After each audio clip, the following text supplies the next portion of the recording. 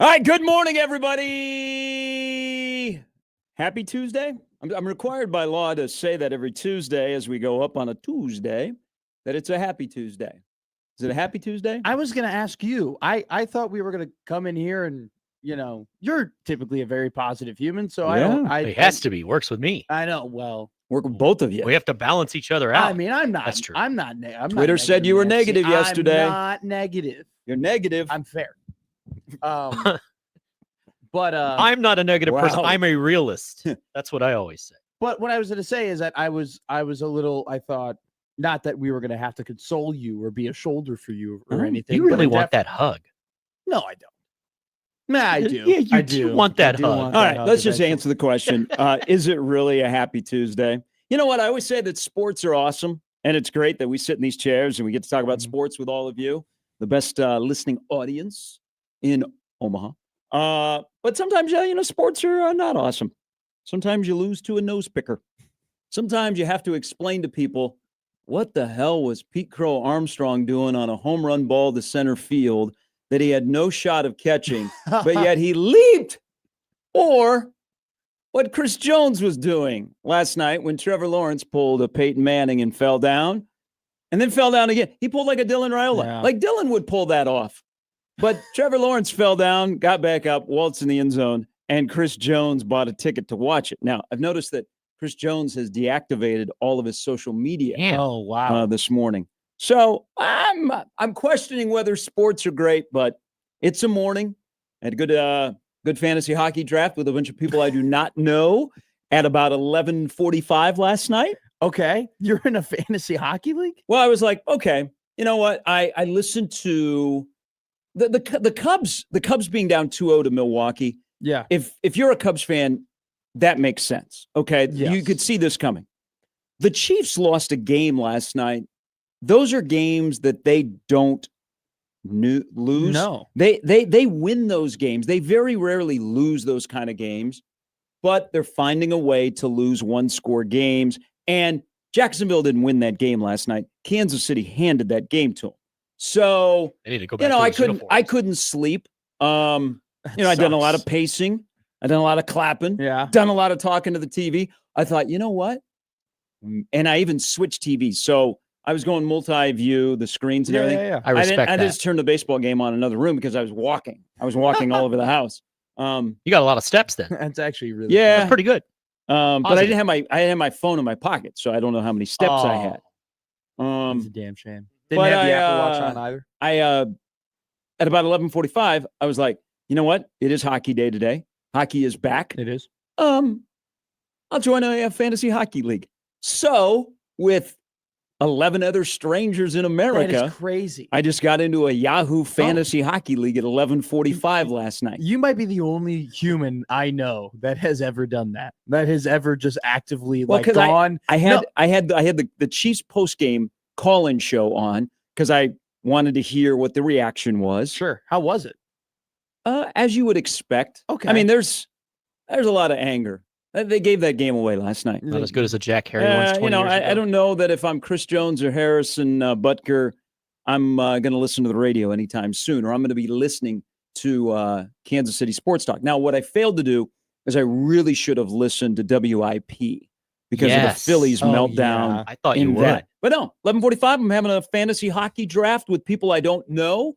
And I learned that your elite goal scorer, Connor Yeah. Bedard, has never had a hat trick. No, he hasn't. Yeah, He also that's what went, a guy in our chat was saying because some guy picked Bedard and he like laughed at him, and I'm like, oh, I think that's a pretty good pick. he what round did he go in, if you don't mind me asking? He was in the first round. Really? Yeah, he was like the 5th or 6th pick. He went on a gnarly goal drought last year, which was brutal because everybody's favorite bet in the Chicagoland area was a Connor Bedard anytime goal Yeah. for a very long time. But then he picked it up toward the end.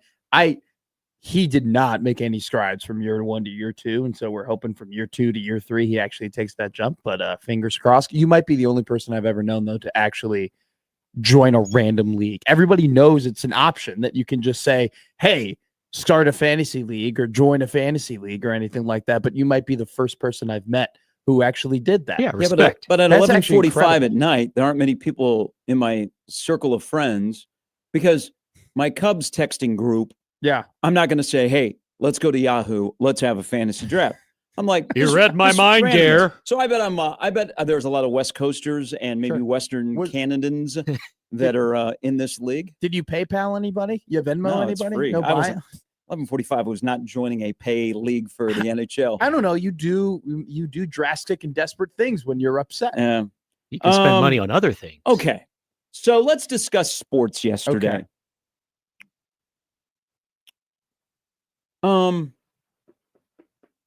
I'm still trying to process the Chiefs game. And I know, hey, I understand. When the Chiefs season has ended in the Super Bowl or the AFC Championship game on this run, I get it when they lose. People, like to come out swinging. Football guy and gal want to come at me. Yeah. That's okay. We're not very good right now. That's perfectly fine. But I want to tell you all in the NFL, which always delivers great theater, because that was some theater last night, is we have delivered you parity. Okay, you can send a thank you card to Kansas City and Baltimore that the Chiefs and the Ravens are the 10th and 12th team respectively in the AFC. And if the playoffs begin today, and they do not begin today, thankfully for the Chiefs, because we have Mr. Rice coming back during this upcoming 3-game homestand, we do have some interesting teams. All of a sudden, Jacksonville and Indianapolis are 4-1. So because the Chiefs suck, I have delivered parity to all of you. So embrace it, say thank you, and get off the Chiefs. What a spin zone. What an absolute spin zone that you being bad might have nothing to do with your aging roster, might have nothing to do with maybe the no, I don't think it's an aging roster. I think it is mistake after mistake in an area in which they usually are pretty good. Heard them last night. Special teams. Well, also too, and also they got a great play by Lloyd, but also Jacksonville. They put Mahomes in a blender on the 99-yard pick six. They showed a cover 0 and then dropped, and Mahomes had no idea. Yeah. And great play by Jacksonville. So I was going to say that the 99-yard pick six is something that I've never seen happen to the Chiefs in the last couple of years. No. Even the beginning of the first half, where Jacksonville comes out, scores a touchdown, gets a stop, scores a touchdown. Like, what? That is not common at all with the Kansas City Chiefs. Like the interception. They make the interception where a couple of guys had a chance to make it. And then what happens is Jacksonville scores the next 21. There's things that have happened this year that haven't happened to Kansas City. Like they win games like last night. They don't lose those kind of games. I mean, look at their offense. They out-yarded them. But, they're not very good right now. They had back-to-back timeouts at the end of the game. It's delay a game. Just a weird. They're in a weird spot that I'm not ready to write them off. But man, they're not very good right now. And then they had 2 different special teams returns that were both negated by holding penalties. Yeah, they had 13 penalties last night. I know one people got upset about. I saw a stat yesterday. And I think you know this already. Last season, the Chiefs were 10-0 in one possession games. To begin this season, they're 0-3 in one possession games. I'm surprised by that because I think that all of the statistics nerds and everybody have told us that regression is coming.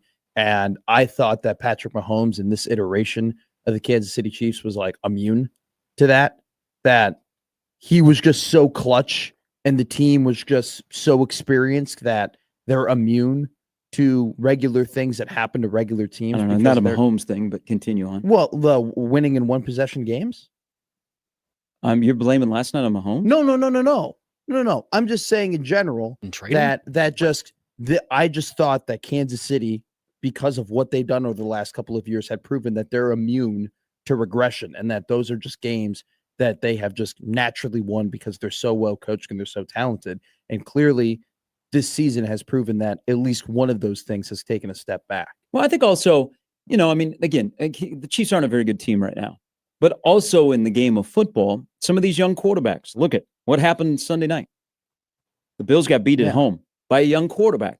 Young quarterbacks. Trevor Lawrence, that's the best he's looked in a long time. And man, Travis Hunter going to be a dude. And they need to feature Travis Hunter more. But Trevor Lawrence made a couple of throws last night that I haven't seen him make since he was at Clemson. The final drive, which, Yeah.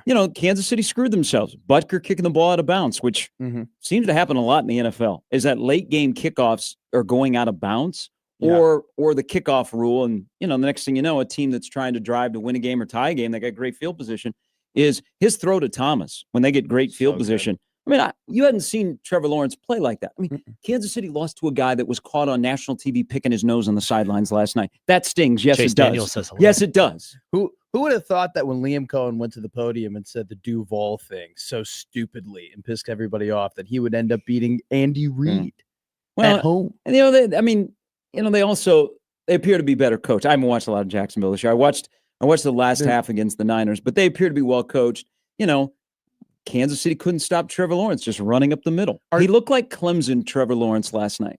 That throw to Brian Thomas Jr. was absolutely incredible. And fading away toward the sideline, like threw him open and away too, like super deep down the field. And then he had a throw after that to Brown, which was really good as well. I've been watching a little bit of Jacksonville. Granted, the one full game of Jacksonville I watched is when they lost to Cincinnati and with Jake Browning, which was absolutely embarrassing. But Travis Etienne last season was not good at all. Was getting put through the ringer. I mean, there's a reason why they drafted a 4th-round running back, Bashal Tuden out of Virginia Tech. Like, I don't think they even anticipated that he would have kind of this boost in play. That, I mean, he was averaging 6 yards a carry going into the game yesterday. Are you encouraged by how good Pacheco looked yesterday, though, in the run game? But Mahomes still led him in rushing. Really? Yeah. I mean, he ran hard. He ran like he did a couple years ago. He ran angry. Yeah. But here's the thing. Like, go back to the pick six. And I can't imagine, I'm not a marathon guy. Okay. Can you imagine how tired you are after running 99 yards on a pick six? Now, the tackling attempt by Mahomes and Hunt was atrocious. And everybody on Twitter. Thornton almost caught him. Yeah. Which, great job by him. But Patrick, let's have some speaks about the tackling. But can you imagine how tired you are after running 99 yards and you're like, oh my God, you're not like deking people. It's like a straight sprint once you get past. But like down in the red zone, this is a Nebraska thing. I also found out a lot, like last night.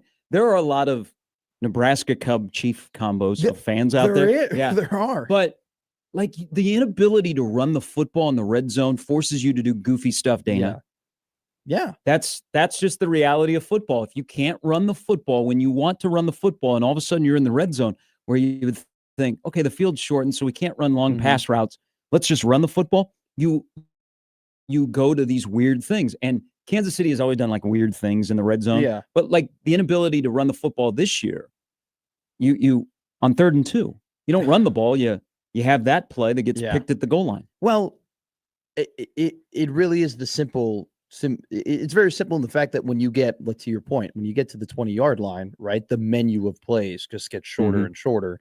And what is the easiest play to run? Hey, we're just going to turn around and hand it off to this guy, and we're going to run it to the right, and this is what we're going to block. And I think, though, with Kansas City, it's just like they've been able to – Mahomes has just been able in the past to just do ridiculous things that hides maybe some of their flaws and hides some of their mistakes. And Andy Reid has been able to coach around some of their flaws and coach around some of their mistakes. And I just think this year it's just not going that way. Yeah, it's just not going the way that you thought. I'm not going to go there. Mahomes was clearly not their problem last night. He made some plays. Special teams and penalties cost them. They're not a good football team. But I'm not. The quarterback is the least concern in Kansas City. I'm not saying that. That's what you're saying. That's what I'm garnering here. I think, okay, so that's fair for you to think that that's what I'm communicating. Here's what I think. I think that it's more so everything around him is a little bit worse. And so because that they used to be here and now they're kind of like they're below that, his bump doesn't necessarily get them over into those close wins. That's fair. That's fair. They're just not very good right now. And our baseball team is not very good. I'm actually, I hate the St. Louis Cardinals. I absolutely do. Yeah. I just hate the Cardinals. It's a shame that they've been in the playoffs in 3 years. But I can openly admit this. While I hate the Cardinals, I'm jealous of the Milwaukee Brewers. Okay. Jealous Mil- in what way? The way their roster is built, their success, a small market against a large market, they nickel and dime you to death, and then all of a sudden a team that does not hit home runs, all their runs yesterday are via the home run. They got flamethrowers coming out of the bullpen. Yeah. Mizorowski, 31 of his 57 pitches were 100 or more. We are living in a great time in sports. We don't even think twice about somebody throwing 100 or more, or like a 55-yard field goal is, oh no, what if you miss? You're going to give the other team good field position. You're like, No, it's a chip. yeah, you're going to make it. So I'm jealous of the Brewers. They have a better manager. I think maybe Milwaukee is just a plug and play for the guy in the dugout. And we got the guy that was plugging. Yeah. And now he's in Chicago. And when he's pressed, he can't make right decisions on starters. But I'm jealous of the Brewers. I've said it out loud. They're a team that just drives me absolutely nuts. And There's nothing worse than when you spend so much more money than another team in baseball, and then that other team ends up beating you. Smart money. Yeah. And also too, this has a lot to do with the fact that the Cubs in their 5 postseason games have struck out 58 times. Well, it just they after Suzuki hits the home run, they only had 2 hits the rest of the night. They went down quietly with the last 15 batters got retired. Ian Happ, thanks for being a good guy, throwing $200 on a baseball into the left field bleachers, but it's time to go. You have 2 hits in the postseason. It's just I'm more upset about the other team that I watched than the Cubs, because I've watched as much as I like this team and they're likable guys. You could have seen this coming, the way this is unfolding in the first 2 games, and especially with 2 pitchers that kind of September came and they hit the wall, and Show was who he has been of late last night, and I don't know. I just hope there's not 75% of Wrigley Field is Brewer fans on Wednesday. Well, that would be embarrassing. I just, for me, I don't know and I don't know why I have this vibe, and I think you might be better able to respond to this, but like when the Brewers got people on base, I felt like they were going to score. Like I was like, they're going to find a way to get these guys in. Man. And when the Cubs got guys on base, I was just like, I was just hoping and praying that they would get another dude on base. It had the vibe of one of those games after they tied it with that 3-run homer in the bottom of the first, that's how it was going to be. I don't know. Like using Boyd on 3 days rest, I still think is inexcusable. It was a panic move. I thought that game 1 would be a bullpen day, and then maybe game 2 would be Boyd, and then you get maybe game 3 Shota. I just can't believe they lost game 1 and they burned him. Well, I thought last night should have been a bullpen game, because Show, he's given up home runs. So it's given up multiple home runs in 6 of his last 8 starts. I would have started him at Wrigley. Possibility the wind's blowing in. Yeah, great point. But he's a bad matchup. Milwaukee's a bad matchup for him, just the way their plate appearances are. I mean, they're not a home run hitting team. They're 22nd in the country, or 22nd in Major League Baseball coming into the postseason. But they nickel and dime you, and he's at 91, 94, and he's trying to paint corners, and it was a poor decision. And now they kind of burned some guys, because I thought Ray would pitch game 3. Sure. Now it might turn into a bullpen game. And another thing too, though, is I felt like with Shota, NLCS will be fun. Dodgers and Brewers. I thought with Shota, the whippiness and movement on his fastball has just kind of disappeared, and that's why they're hitting so many. They got some questions in the offseason with their pitching, because Horton's going to come back, and I think he can be your ace. But these 2 guys have faltered at the end of the year, and they can't be a 1 and a 2 in your rotation. No. They're probably better being a 4 and 5, and that's okay. But it is. That's what sports is. All right, you know what? You wake up the next morning and you go, what's your gut say about Nebraska, Maryland? Anybody got a gut? Anybody got a Tuesday gut on what's going to happen at 2:30 on Saturday in College Park, Maryland? 24-23 Nebraska. Okay. That's your gut, but you'll wait until Friday. I'll wait till Friday. Okay. Gut is 24-23. I'm waiting to listen to what you guys have to say before I make an educated guess, because I have no idea what's going to happen Saturday. Saturday. We're talking about. That's pretty clear. I got nothing. Right now. My gut actually says that. I'm going to save See? that. No, I'm going to whoa, save that. whoa, I'm going to wait, save it. wait, I'm going to wait. save it. I think I'm going to save it. Can't get a gave feel. You gave your gut on Monday last week. Yeah. This is a different game. And you I only almost hit that. you did. You was wait. Connor Happer I almost hit mine. had 37-24. Yeah. And he was like, he wanted Cunanan to miss the PAT so they could get to Go for 2. 37. Take a knee. Yeah. Michigan State, Nebraska was on bad beats last night. What? Oh, it depends on what line you got, but was Vanderbilt, Alabama also on there as well? That had to be I there. didn't see that. Okay, that was not bad. Well, they had that should have been, and then also Texas or TCU in Colorado. Oh, I didn't see that one. Yeah. Also, the Saints and the Giants. Oh, so that is to go over, the Saints missed a field goal. Okay, so as we talk about this game, we got Sam McEwen coming up, Brian Christopherson on the show. The lineup brought to you by the referees of John Higgins Weather Guard. Maryland's offensive strengths play into Nebraska's defensive strengths, and here's what I see. This is just a little bit of a gut, not a full gut, not a. This is more of a. Okay, I got it. Oh yeah, big difference. I could see Jeez. Maryland struggling to run the football, so they're in a lot of third and longs. Okay. And Nebraska is able to get off the field on third down because that's when they've been able to do. And Nebraska will win the turnover battle, the special teams battle. To me, right now, it feels like it could be a 2-score game, but it also, the gut tells me that it could be, like you were saying, a close game. But I want to be out in front of this first. Okay, I want to have an oddly specific prediction before anybody else. Okay. You ready? Yes. Ja'Cory Barney will return a punt for a touchdown in this game. I like that. So like it. Maryland is 115th in punt return defense. Nebraska is 17th in punt returns. What is it? 238 punt return yards this year, and their punt return defense is -1. Special teams, big strength this year. So Barney is getting close. And, I said this on Friday. This is the month that Ja'Cory Barney becomes a star. Yeah, you did. That's what I thought will on Saturday. Put it on the board. I say punt return for a touchdown. Ja'Cory Barney against Maryland. And here's another thing. Sure. Now that this is the year of the Eck, Yes. Maryland not very good on special teams, Nebraska and they have a very good. tendency to give the opponents really good field position because they don't have a kickoff guy that kicks it in the end zone for a touchback. And I believe they're either tied or they have the fewest touchbacks in Power 4 football. So, God, isn't that nice? We're talking about special teams as a net positive, Dave A Tobe. strength. I was sitting Last down. night I watched the special teams unit go. Pfft. I watched a guy that has gotten called twice now this year for double teaming a block. Twice. Okay. And Butker, 5 straight games, he's done something that you go. The same guy that was holding on both special teams plays. It was incredible to me. I mean, I yeah, think- too. He's done it twice this year. I know. That's ridiculous. I Yeah. mean, it's now. So I want to give you credit because after the Akron game, you said that you thought Ja'Cory Barney I said would turn Nebraska around would be for a 4-1 touchdown. after.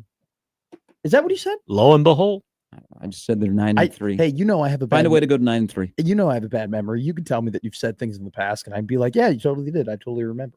But what I was going to say is that you've been calling for Ja'Cory Barney to return a touchdown since Akron, and on top of that, Ja'Cory's had like another 120, 130 yards of punt returns that have been taken back by penalties. Mhm. And if you want to add on too, he probably had another 50 yards taken off the fact that like he's slipped on the turf and like been knocked over really easily. I mean, I think that it still shocks me that teams, in particularly Michigan State, after like the second punt, were still punting to him Mhm. with a ton of room on the field after it's just so clear how fast he is and how agile he is. So I don't know. I was talking to somebody yesterday. I was like, I still can't believe Nebraska football in one game got a recovery on a kickoff, Mhm. got a punt block touchdown, and was one penalty away from having a punt return touchdown. If Carter Nelson doesn't make that penalty and they have those 3 plays, how many times has that happened in Nebraska football where you get all 3 of those things? Things are different around here. Things are different. There's got to be a stat too that if you do those 3 things, return a touchdown, block a touchdown, recover a kickoff, that you like never lose. Well, I saw a stat last night that you do a lot of things offensively where you out-yard somebody, you have 400-plus yards, you score. Yeah. Was this the turning point for T-Law? Like, is T-Law now finally going to be the guy? Because up until this point, Jacksonville was 3-1 yesterday, but they were doing it in spite of him. His QBR was 20th in the league. His touchdowns were 4. His interceptions were 3. His yards per attempt were that good. Like, Jacksonville was like a running team and a rushing defense. I don't know. Talk to the two people around here that are Jacksonville fans.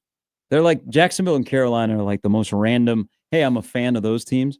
I don't know. He got Travis Hunter. Travis Hunter is going to be okay in the NFL as long as he's healthy. Yeah, he got dinged up playing last night, but he played 39% of the snaps at cornerback, wide receiver. He was out there a lot. I mean, he's going to be a really good player. Maybe Trevor Lawrence is better, a coach that is more suited for him. Sure. The other thing about Trevor Lawrence last night is he got caught, unfortunately, because you hate when this happens. You get caught on national TV picking your nose on the sidelines. Happens all the time. I know. I see you. People tell me about it. You got caught early in your career here. You're a meme. Yeah. When was I picking my nose? I don't know, but don't do it on camera. That's what I would tell Trevor Lawrence. Is Trevor Lawrence and Peyton Manning might be similar. They kind of look alike. So as I went back and watched the final touchdown, yeah, because I really wanted to watch Chris Jones, and I'm hoping, Chris Jones is bad gaming the Chargers, made a crucial mistake. Didn't have a great rep on the touchdown yesterday. He did have he had a couple really good reps yesterday, though. There was one rep where he literally exploded through 2 different blockers. Great. He looked like Ndamukong Suh at Nebraska. Great. The zoomed out picture of the Lawrence touchdown is not good. Now, all I can hope is that we get an explanation sooner than later. And his explanation is, I lost track of where Lawrence was, and they told us, let Jacksonville score. Yeah. And it might make a little bit of sense, but I think it's going to be a couple of tough days until Chris Jones is back on the field. And I hope he wrecks Goff and people go, that's the Chris Jones. But I think I need an explanation because that didn't look so good. And now we got 2 of those on our bill for 2025. I was getting I was a little jealous of you yesterday, just slightly, because there was 30 seconds left in that game and there were 3 times, and you guys had 3 timeouts left. And I was like, it's incredible that everybody at home is saying that this game is not over. I know. Because there's any other team, 30 seconds left, couple of timeouts. You're like, no way, this is probably done. But the fact that you live in a world where you have a quarterback and a coach and just a team where that is plausible, where, yeah, they definitely could march down into field goal position with 30 seconds and 3 timeouts and end up tying this game with Harrison Butker. I was like, I wish I had that. All right. You're welcome, everybody. Kansas City lost. They're 2-3. They're not very good right now. And there's only 7 teams with a winning record in the AFC. Really? Yeah. That's a really good Welcome stat. to parody. Hey, Baltimore and Kansas City have delivered you all a gift. I hope you enjoy it until Mr. Rice gets back in lineup for the Chiefs. They have 3 important home games coming up. They got Detroit Sunday night. Guess what the line is for that game? Detroit, Kansas City game? Yeah. At Detroit? No, it's in Kansas City. Detroit -3. Kansas City's a 1.5 favorite when it was released last night. All right, you have the lineup for the show. You can always join in the conversation because sports still are wonderful, and we have lots of sports to talk about. We do. We do. We will do all of that with you. You can always join us on the Prairie Flower Casino Zone hotline, 402-951-1620. Also in the Equitable Bank inbox. Gary or Matt at 1620thezone.com, on X, Twitter, whatever you'd like to call it today, at Gary Sharp 1620, at Matt McMedia. We're back on Hockey Day in America. Yes. And Canada. For those of you who celebrate, you may not know it's even starting because there's going to be an announcement at 11 a.m. this morning that will suck the air out of the sports world today until the Yankees play tonight. Until we find out it's an advertisement. Oh, is it? Is it? You have little faith in LeBron. Yes. All right, we're back with more after this on 1620 The Zone.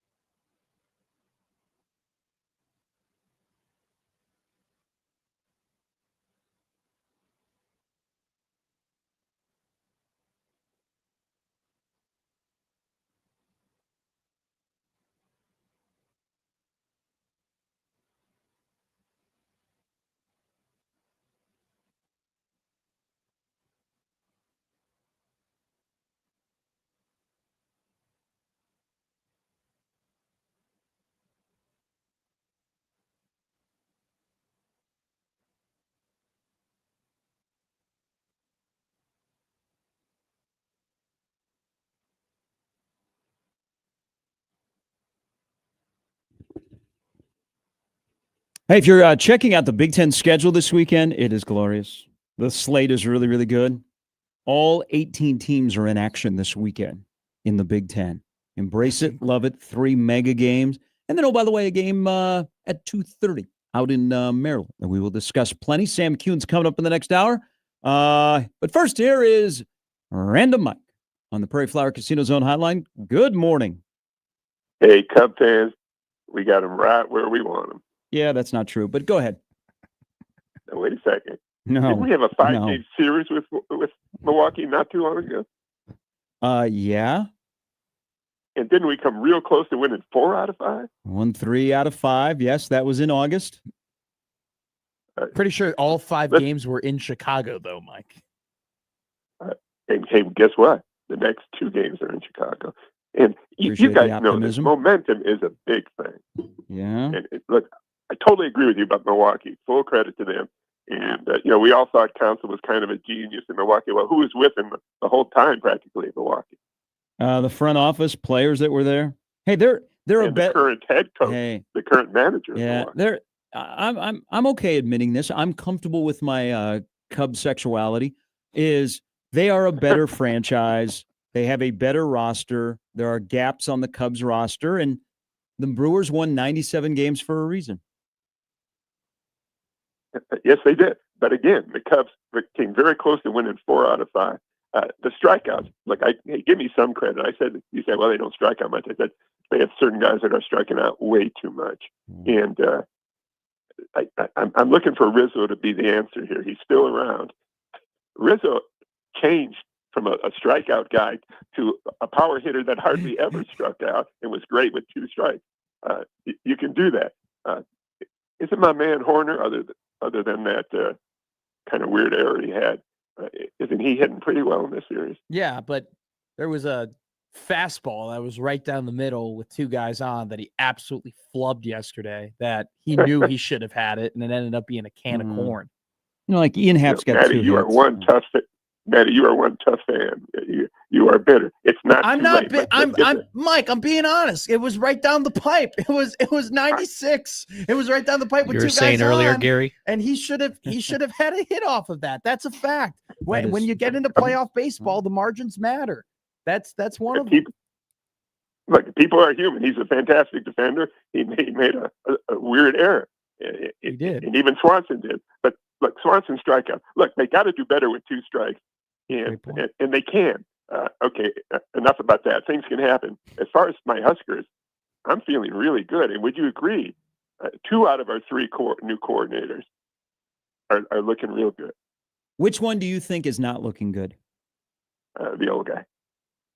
And not that he's not looking good, but he's got to get better. And Phil Snow. And I think he will. I think he will. Hold on. Are you saying Dana or Butler? No, Butler is on the improve. Right? Don't you feel better about Butler with the last? Yeah, we'll comment on him later in the show. So you think Dana is the one that's struggling? Right.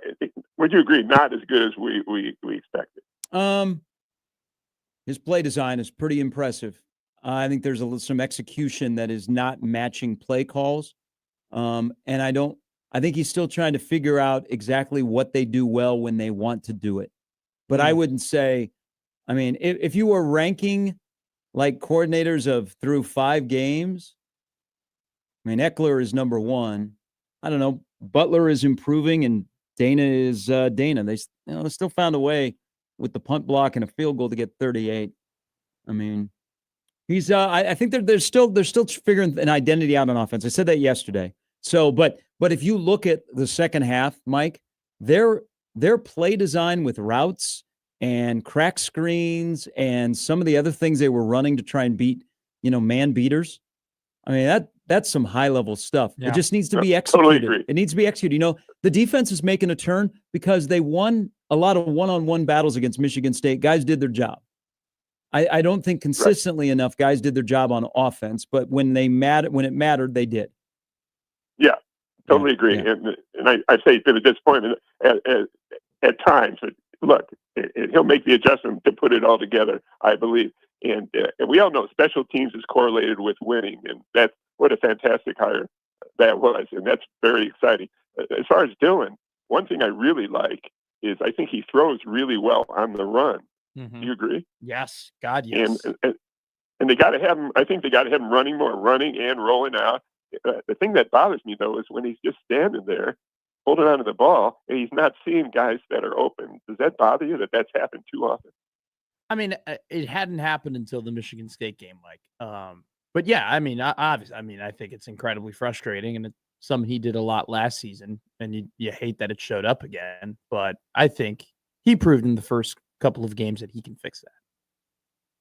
And one thing I really like after the Michigan loss was they made the team watch how Michigan was doing it, the things Michigan was doing well. And the physical practices, I really think, to pay off because we were the more physical team. Yeah. Just have to remind people Nebraska's 4-1. Mike, thanks for the phone call.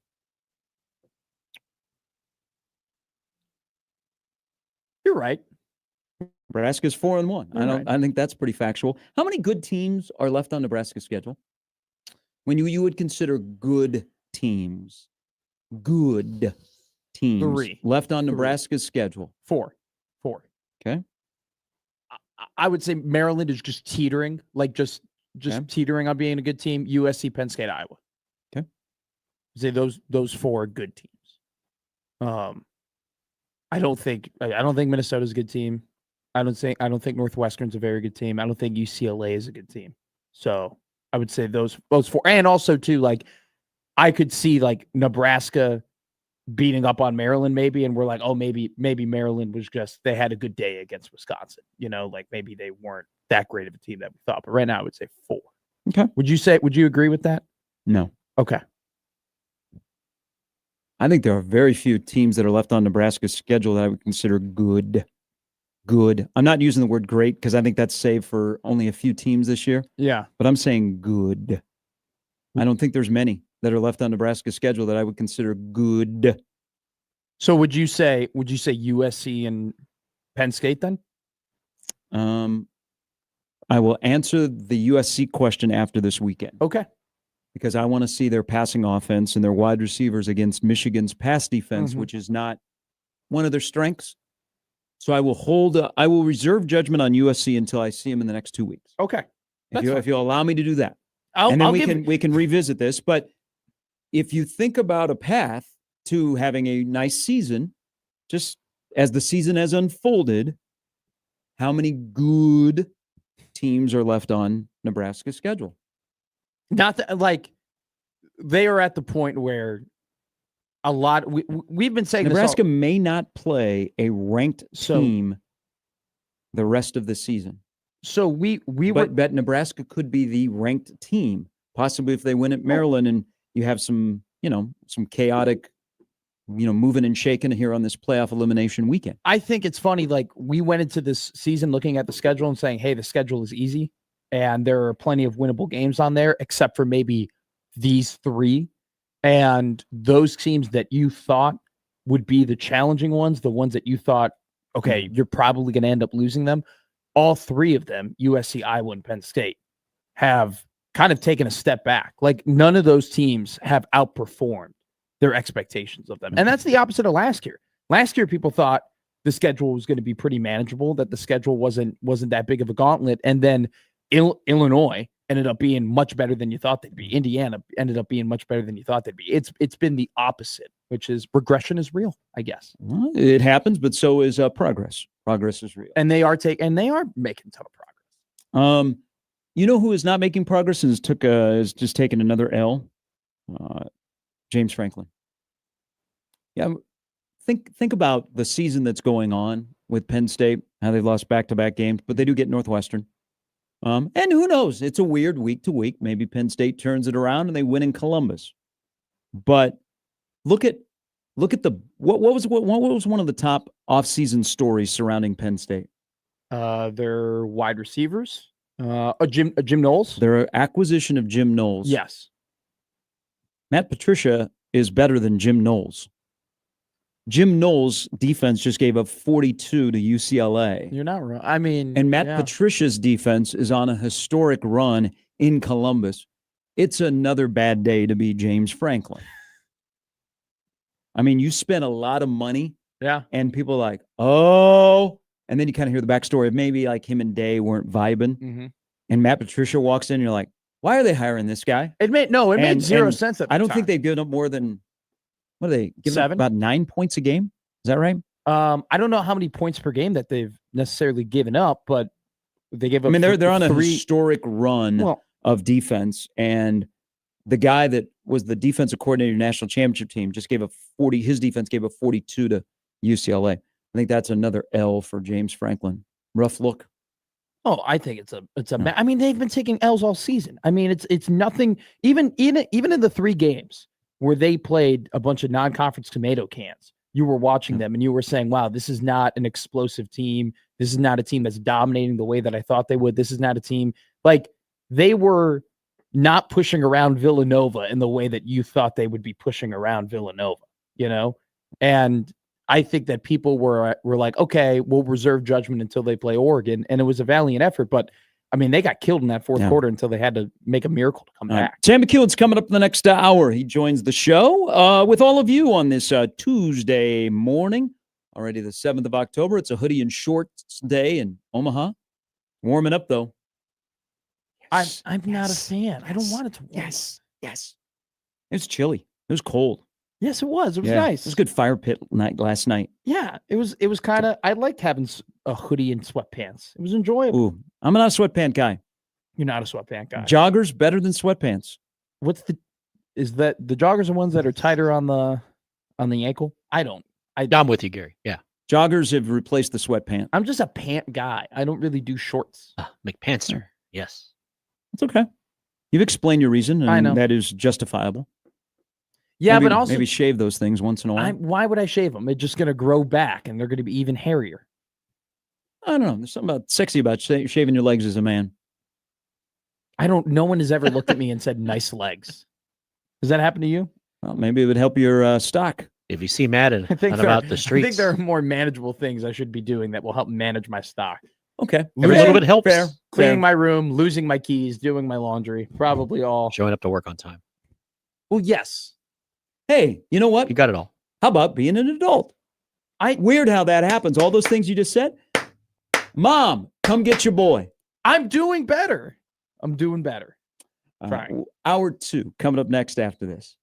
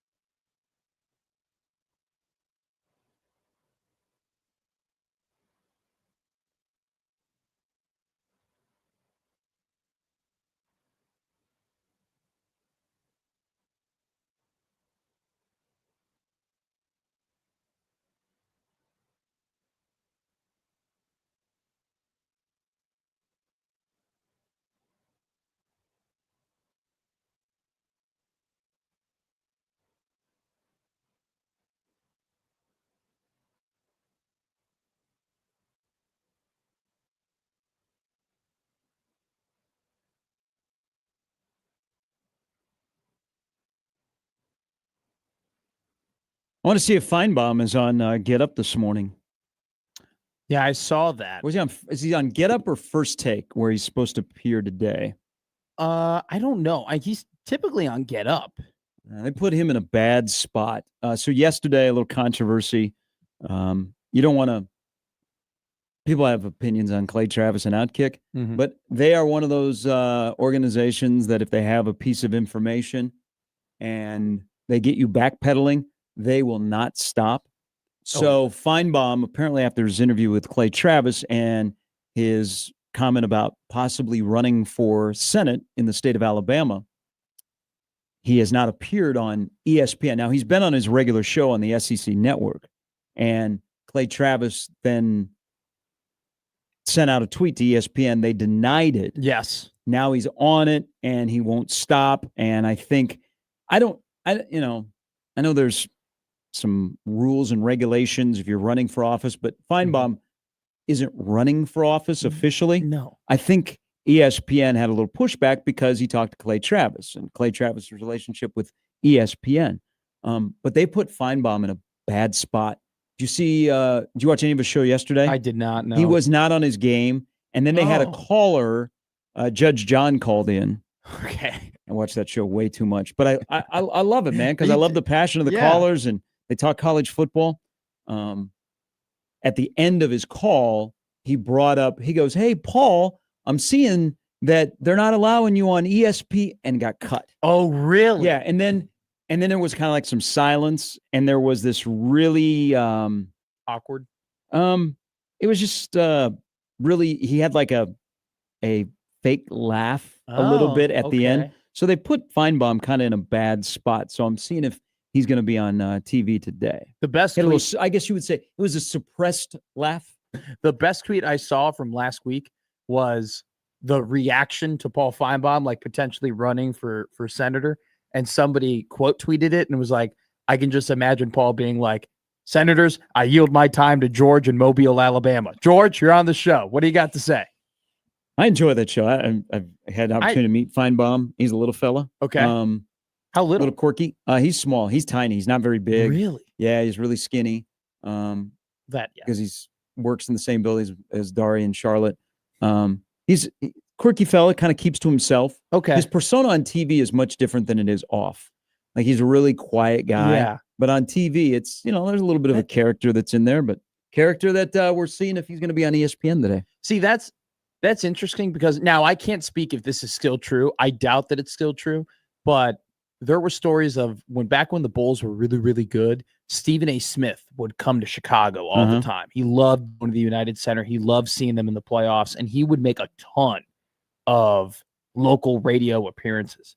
And they would say that he would like be sitting down and he'd be very like kept to himself, very quiet, like on his phone, texting most of the time. And then they would get 10 seconds in, and then all of a sudden he would just like snap in to Stephen A. and they would turn the microphones on and be incredible. Now I have a feeling though, that was 10 years ago. Yeah. With his insane rise in popularity and social influence and also money, that he probably is just Stephen A. Smith all the time now. But I just find that so interesting that you can have these very entertaining, very like charismatic and rambunctious like broadcasters like on screen, and then all of a sudden they're just like, that's because everything is professional wrestling. Everything's entertainment these days. It's about entertainment. I haven't watched that show a whole lot, but it's professional wrestling. Yeah. Like a lot of the wrestlers off camera are normal people. They're not as rambunctious. It's entertainment. Everything is entertainment. That's what it is. And if you do the entertainment part really well, you're highly successful. You're paid very well, and you have a lot of opportunities. And Feinbaum is that. Of course, Stephen A. Smith is like that. I realized something yesterday here in the fine Omaha radio market. Okay. So I got in the car after the show. This is also a radio market, by the way, that you will not be able to listen to the World Series. Yep. We do not have access to the World Series or playoff baseball, even though we are the station that carries baseball. Royals, Storm Chasers. I take it you didn't play golf after all. I know you were worried. It was raining yesterday. Yeah. But I always say this is my yearly rant. The station that is ESPN affiliate, that is all local or all national now, excuse me, that used to have a lot of local, all national. they will not carry the World Series. And I don't think the World Series has been carried in this town since I've lived here, I was going to say, since which I is was- wild. I mean, we're a town of 1 million people. people But I got forget. into the car yesterday after the show. Mhm. How big is Rich Eisen? Big. 5'7". Do you know that Rich Big. Eisen is on 2 stations at the same time in Omaha? Really? Which I had it on ones? 1180. Okay. I was like, he's on our Rich station. What was I Eisen, about to say? because I always like when I get in the car, I like to listen to after the crossover. I like to listen to the end of Dan Patrick. I love Dan Patrick. And so I usually listen to the last 15 minutes of his show. That takes me all the way home or where I'm going. And I was a little bit delayed yesterday. 11 o'clock starts and the Rich Eisen Open.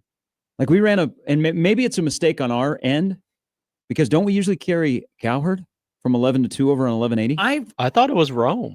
I heard Rome has gone to the afternoons. Oh, Yeah. see. I heard Rich Eisen on 1180 one day. So I don't think So it's a I mistake. tune in. They have the Rich Eisen Open that's coming straight from, I don't know who distributes him, but remember now he's on ESPN Radio. Yeah. So I'm like, wow, we're carrying Rich Eisen. I flip over to 590. Guess what they're carrying? Rich Eisen. Rich Eisen. Rich Eisen is on 2 different stations in Omaha. I didn't know that Rich Eisen was on 1180 until I was in the 1180 studio one day, and all of a sudden Eric Stone Street was talking. And I was like, why is Eric Stone Street on our radio? The only time I hear Eric Stone Street talking about sports is on the Rich Eisen show, and they were doing his Kansas City Chiefs Shocker. prediction schedule thing. Like he has a yearly segment. Did he have him 5-0 after the I'm first pr- 5 games? I'm I'm guessing he didn't have He him had 2 K-State 3. 12 I'm gonna be 0. honest with you, I think he had him like 14-3 or 15-2. Well, like, their but third loss last year was in the Super Bowl. but- So. you're gonna be fine. You're gonna be okay. I'm not saying I'm not. Okay. You do seem fairly I- confident. that- yeah. that was Well, unfair. hey, they're not a very good team right now. You have a little regression when you don't have your best pass catcher for the beginning of the season. Yes. The special teams worry me because they've always been really good That's there, weird. Dave and Told- they're not very good on special teams. So Well, you also had not only is Rice out, but you also had the guy that was supposed to be the replacement for Rice, or like the number one wide receiver, dislocate his shoulder on the very first play of the season, and then he Yeah. hurt his ankle yesterday. So that hasn't helped you. and he tries to play Tyreek Hill. I've never understood with wide receivers why they run backwards, run forward. Like Tyreek Hill would catch a pass. He kind of still does this. Oh, I He'll know. catch what a you're pass, talking and about. instead of going forward, he'll go backwards trying to find a different lane. Dion used to do. Worthy does that. Yeah. That was But, driving me nuts last night. well, I know the one you're But he's talking not. They're about. not alone. There are more young wide receivers that try and get extra yardage by stepping back and trying to deke somebody Mhm. instead of just catching it and going. like sliding into first. Tariq, do you remember Tariq Cohen? Yeah. He was a small little number 29, like 5'7" for Chicago Bears. He would do that. But he did it on punts Yeah. where he would literally run the ball 15 yards backwards Mhm. and then cut it back upfield. And about 30% of the time, he'd actually get like positive yards out of it. I'm pretty sure like we had multiple broken floorboards of just people just like jumping up and down, being like, "What the hell are you doing?" Back to Rich Eisen, though. I want to have this combo. I think it's so Convo. impressive. No. Young Well, kid word. well, I love wow. him. I think he's awesome. He is very good. And- it's an entertaining show. And I would say He's a that great guy. the show that I probably watch the most, because I'm a YouTube kid, I'm not a TV kid, so I watch all of my Mhm. stuff on YouTube. Is his Yeah. shows, and he went to the Roku channel, and he kind of got some flack for it because it was like Roku channel, like where the hell's the Roku channel? Don't you need a Roku TV in order to like? That's weird. Like that doesn't seem like the best platform for Mhm. Rich Eisen. But they started just him and his crew of guys, and he has his specific dudes. They were creating content, and they made this YouTube channel, and they made it super popular. And then they made a podcasting network, and they have a WWE podcast, and they have a Susie Schuster as the Dime Package podcast, and they have Overreaction Monday. Like they have all these different things, and he kind of went to a smaller platform and proved, hey, I'm still this dude. Like I'm still a guy, and Chris Brockman's a dude, and like it's we're really funny, and now people are like buying into their product and putting them more on platforms. I think it's incredibly impressive by him. So we don't carry Cowherd anymore. Cowherd is not heard in Omaha. I don't remember think when he's we been- did. Oh, I'm pretty sure at 11. Maybe when I Well, first maybe got not. here. You know what? Because Rome. So Herd, the Herd I remember when it was midday. I know what you mean. I think it was before I got here. So that's right. Maybe Cowherd has never been carried. Have I always listened to him on Sirius? Where is? I was going to ask that. Isn't he being carried on? Because don't they say the Sirius XM radio? Well, he's studio, on Fox still. Yeah. But I'm pretty sure his studio in Chicago, I thought, had something to do with Sirius, or he was. Well, he's always been on Sirius because of Fox Radio. Shout out Okay. Alan Parsons. Yeah. So Fox Sports Radio has always been on Sirius. Okay. So he's on their lineup. Yeah. And so he's carried on that. That's right. We've never carried that Cowherd. So when Jim Rome left middays, we must have picked up Eisen. Yeah, that makes I'm a sense. great listener of 1180. They picked up Eisen in Chicago. They stopped the. Well, they forced all ESPN affiliates to carry Rich Eisen's show. Yeah. Well, That's what they used to do with Mike and Mike. ESPN Chicago was already originally carrying the Greenberg show. Yeah. But then Greeny would show up to like 2 of 5 shows a week. And it Mhm. was literally, it just became the Hembo trivia show, which was entertaining Yeah. for, 25 minutes. And then you're like, okay, this is like Oh, Chris Jones. the bit's worn Oh, off. Chris Jones. All right. This will be one of the rare times here in the next couple of months we talk about hockey. 4:00 today, a sometimes unserious sport that needs a major market team to win a cup. The Panthers have won it back-to-back. They are DGAF with all of you that complain about the Panthers winning. I love it. But They're a good team. they had a ring ceremony last night, and people are like, okay. There's going to be a thing at 11 a.m. this morning involving LeBron James, and a cryptic post that could lead to a commercial and another meme is probably going to suck the air out of like the NHL's opening day. Probably. But it is hockey day in America and for our friends up north. At 4:00, they are going to drop the puck for the Stanley Cup champions. That is Florida and Chicago. crazy to me. Yeah. By the way, you and I will share a lot of things this upcoming hockey season. Okay. Oh. What are we going to, Your team's going to be the worst in the NHL, and mine will be really close. Oh. So the Blackhawks and the Penguins are going to have rough years. I think bad. the Blackhawks, the Sharks, and the Pens just prepared. I'm also prepared for something else because we could have 2015 Connor McDavid tanking level this year for Gavin McKenna, who is at Penn State. Like it could be on that like level, but this is the day that I probably will not do the show. I haven't looked at the basketball schedule, but I'm just telling you right now. February 27th, Okay. 2026. Okay. Mark Why? it down, Matt. Why is that? So I think that's the day that Sidney Crosby will be traded. And I will be very, very sad of an incredible era that will end in Pittsburgh. But I hope he goes to a Canadian team and that somebody from Canada wins the cup for the first time since 1993. Hell No, I don't yes. feel that way because I like Dallas and Carolina in the Stanley Cup final. But that's just, I'm prepared that this is my last run. Last time that Gino will try and play 82-ish games, we're going to be really bad. You're saying this isn't the year Really? to adopt them. Like really Pittsburgh's going to bad? be bad. Okay. Bad. Like, and they're in limbo. With what? The roster, I mean, just Do you have a a goalie? little older. Yeah, Okay. that ain't going to help. Okay. So it's okay. Gavin McKenna will look great. 87. That'll be. They'll hang 87 in the be- rafters, and Gavin McKenna will skate out next year at PNG Paints Arena, and it'll all be good again. But I'm prepared to have a bad hockey season. That would be like a Favre to Rodgers level of upsetting for me if Gavin McKenna ended up a Pittsburgh Penguin. Like I would be kind of frustrated that you get to go from Sidney Crosby, which is he's one of the 3 Had Mario greatest before. hockey players of all time, to then you go to Gavin McKenna, which, by the way, did you see his power play goal against Arizona State? Yeah, there's a reason why the NHL Network carried the Penn State Arizona State game Friday because of him.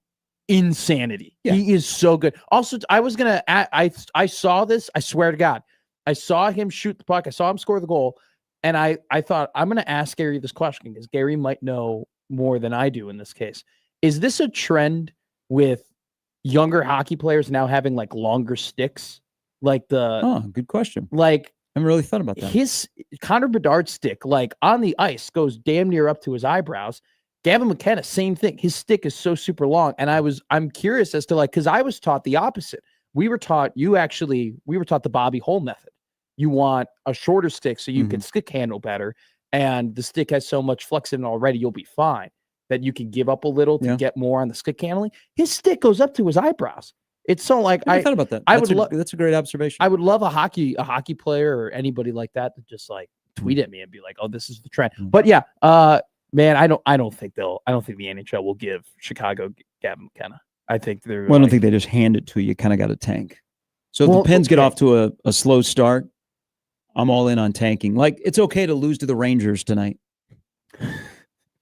I will say at Placo, Wow. you got the LA Kings and Colorado are playing. Don't you think it's That's a late game. Don't you think it's ridiculous that the back-to-back champions who are going to have a decent team this year, who very well could end up three-peating, like they're kicking off their season at 4 Yeah, p.m. it's an unserious sport. Okay, it's an unserious sport. Are they that's home? loved. Yeah, Well, I mean, a lot of people there do things 5 earlier. o'clock. Hey, Yeah. getting to the arena in sunrise is not easy. That traffic in Miami. Now, great point. that fan base, because the arena is nowhere near South Beach or downtown. It is out in the swamp. Okay. Okay. There is a gigantic mall across the street. If you know, you know, you park in the mall parking lot, and then you try and navigate walking across the street, not getting hit by a car to go into the arena. Because if you park in their parking, it'll It's cost you about $80. $40. Yeah. Okay. So it's kicking off at 4 o'clock, and you watch. Once LeBron happens at 11 a.m. today, whatever that decision is, and I do think it's an ad. I don't think that's his retirement, It for sure is an but ad. it will be talked about all day. That's okay. He is. We got a triple header of hockey. They just need a major market to win the cup. That's what I'm saying. Before I got wind that this could possibly be an ad, I did go on a sad boy route and started watching some of my favorite LeBron James moments because I was like, oh, this might be his last season until I discovered, oh, it's an Amazon. It might be an Amazon thing. Isn't there an Amazon Prime Day today? Yeah. Yeah. And I he's did a- the same thing. we're I on to watched you, game LeBron. 5 of the 14 We finals, got you. Watch him cry. Oh, I watched game 6 of the 2013 finals. I don't where remember that. He was absolutely incredible. And for the I don't remember first that year. 8 minutes of that fourth quarter, it was just give it to Braun and let him get out of the way. Then he got Jimmy, tired and missed every shot. Ray Allen. Great Were Milwaukee you at Bucks. that game? No, he's here. I don't know why I thought you would be at that. You're the type of human where I assume if there's a Year big before I game- went to every home game in the postseason. I Yeah. was rooting for Yeah. them that year. you're just the type of human where I'm like, oh, Gary was probably in Pittsburgh at this time. Gary was probably at this Ravens actually- Steelers game. Immaculate reception. Seriously, Gary was right Gary's there. Look Actually, at Gary. hey, I actually was watching that game in a suite at Chuck Bank. Really? Yeah, because the College World Series was CWS. going on. Okay, Yeah. that's awesome. And Yeah. you're all in on the Heat at the time. Yeah. Yeah. Yeah. That's incredible. But I- I was just like, I honestly, you're right. You're right, Jimmy. Like any big moment, like Julian Edelman made the catch against Atlanta, and I'm like, where's Gary? Where's It's Where's like the Sha- Paddington. They where's Photoshop Sharpie him into. he tried Um, doing that? He tried doing that with me at the Creighton volleyball game where he wanted to play. Where's Gary? I'm like, just tell me where you're sitting. Declaration of Independence. There's Gary. There's Gary. In a Cubs Look at hat. that. Gary, you were at the first ever Continental Congress. I was on the Mayflower. But if it's an ad, LeBron will be memed, and it will also all those people that bought tickets to the final home game this Yeah. year. Oh, so They're like after the cryptic post, they're like, "Oh, he's going to be done. I got to go to see his last game in LA in the regular season." Yeah. So the ticket price for I think they're playing Utah went through the Like roof. Kobe. Rest in Yeah, peace. those tickets are going to be sold pretty quick at about 11:15 this morning. So I was a dummy, and I went to Tickets for Less, and I looked at prices for those tickets because I was legitimately considering buying it, and then I saw it might be an ad, and I was like, nothing burger. not going to waste my Yeah. money there. I think he might. I don't know. It would be very corny if he did. If number 23 retired in season 23, and because it's very corny, Yeah. I'm not leaving it up out of the realm of possibility. Yeah. I don't know. Maybe he's going back to Miami. The last time he had a decision, I was okay. pretty happy. I'd be okay this time. I Liz. was watching that in a sports bar in Bonita Springs, and I was like, hell yeah. Hell yeah. All right. Sam McEwen's still to come. They queue to the bar in Miami. There's Gary. Gary's right there. We go back to the decision, the the televised No. decision. There's You know what? is that Gary burning a Cleveland Hey. jersey? Did Johnny Hey, Rogers hey, just give the ball to here's- Gary here's after the how- touchdown? Here's how I remember it. I was doing my then girlfriend a favor, and she had friends from Atlanta that were in Florida, Okay. and her best friend from high school, her now husband, is not a sports guy. And he goes, I don't know why people are all excited and watching the TV. He said that at our table. And I was like, Elizabeth, I got to get up. I can't sit here. Okay. We're trying to watch LeBron announcing he's coming to Miami. I can't sit here with this guy. Yeah, I can't be here. He's at the Boys and Girls Club of Cleveland. He's sitting down. Look at that checkered button up. This clown knew nothing about sports. Because he didn't understand why people get all excited going to a Georgia game. And I'm like, you live in Georgia. Here's another. Okay. Here's a funny thing though. Just run the peach tree, okay, and stop. It's incredible though that he said that in that moment, because the moment that he was like, why is everybody so excited? You could argue is one of like the 5 biggest moments in National Basketball Association history. Yeah. Not a joke. I remember even place. Why are people so interested about this? It's just a television show. Why are so many people around the TV? And I'm like, it was probably the biggest free agent spectacle ever. All right, Sam McEwen's coming up here in just a little bit. Brian Christopherson a little bit later. It's Maryland week. Wouldn't you love? It's coordinator day in Lincoln. Couldn't we slip in an Eckler? I was thinking that too. That not that I wanted to slip in an Eckler necessarily, but that I was like, when does Eckler talk? Like, when is he supposed to have his convo with the media? Maybe that'll become a term. Like when Nebraska needs a good play, they're like, hey, this would be a good time to slip in an Eckler. I'm waiting for my phone to buzz and be like, all right, what they're going to do is they're going to onside kick it in the third quarter. Just have Ja'Cory Barney return a punt for a touchdown. Probably in that pivotal third quarter when Malik Washington isn't getting off the field on third down, and you can feel the game tilting a little bit, and Maryland has to punt. Nebraska's already up 7, and Barney house call, and they're up 14, and it's, this is what's supposed to happen. Those are oddly specific. Yes, it is. It's Gary and Matt with Jimmy on 1620 The Zone.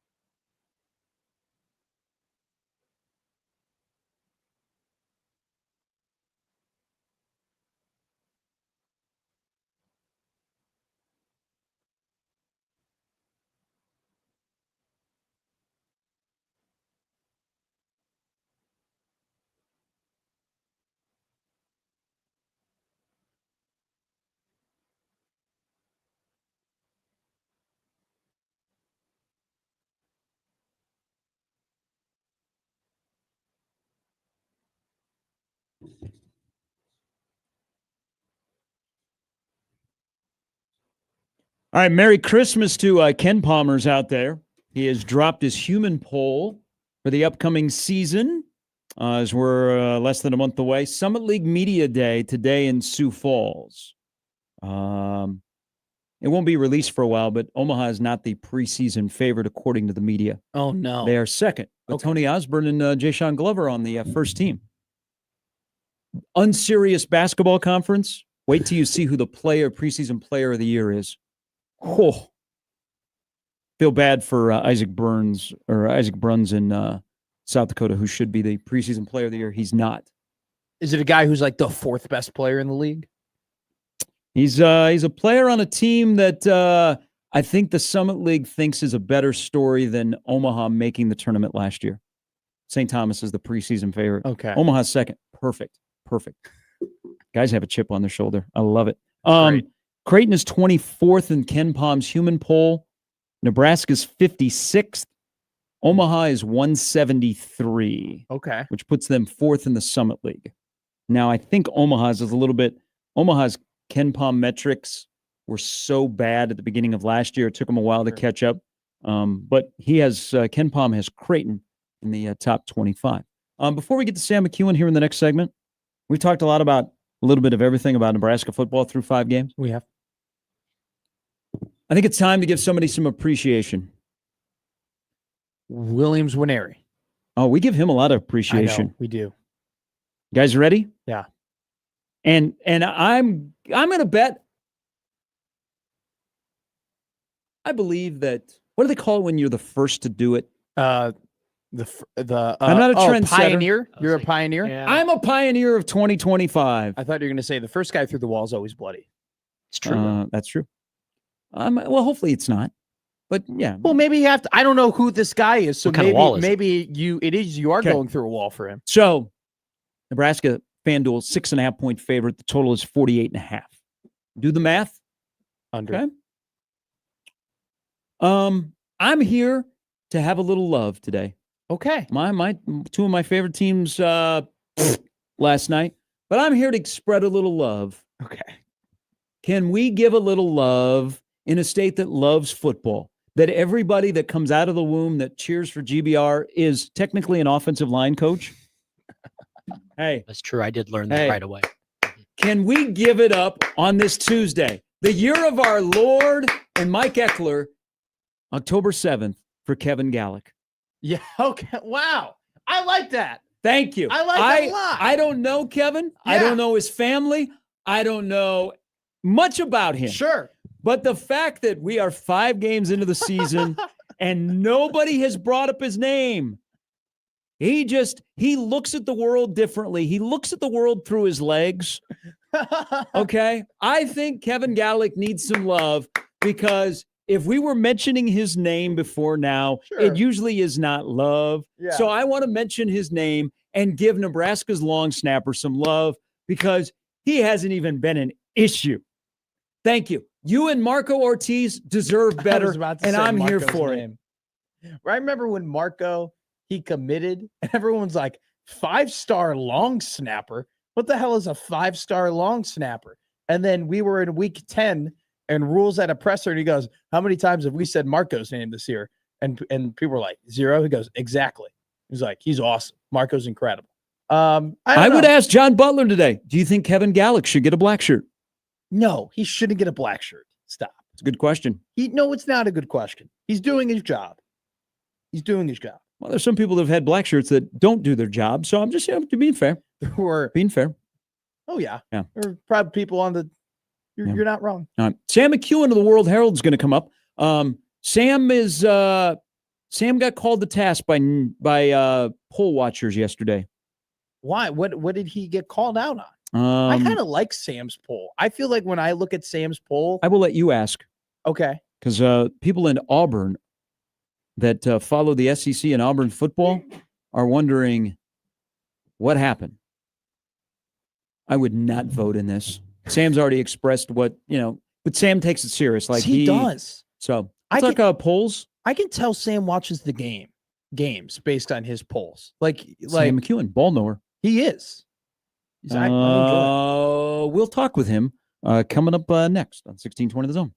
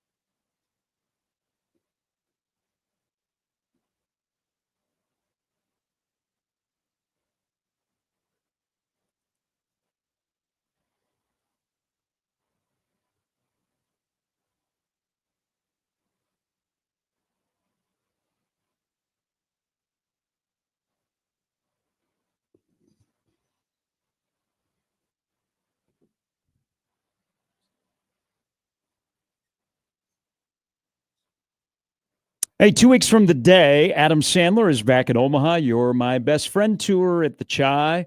Listen to John and Josh in the afternoons all week long. You can win your way into the show. More details at 1620thezone.com. We welcome in Sam McCune of the Omaha World Herald. Good Tuesday morning, Sam.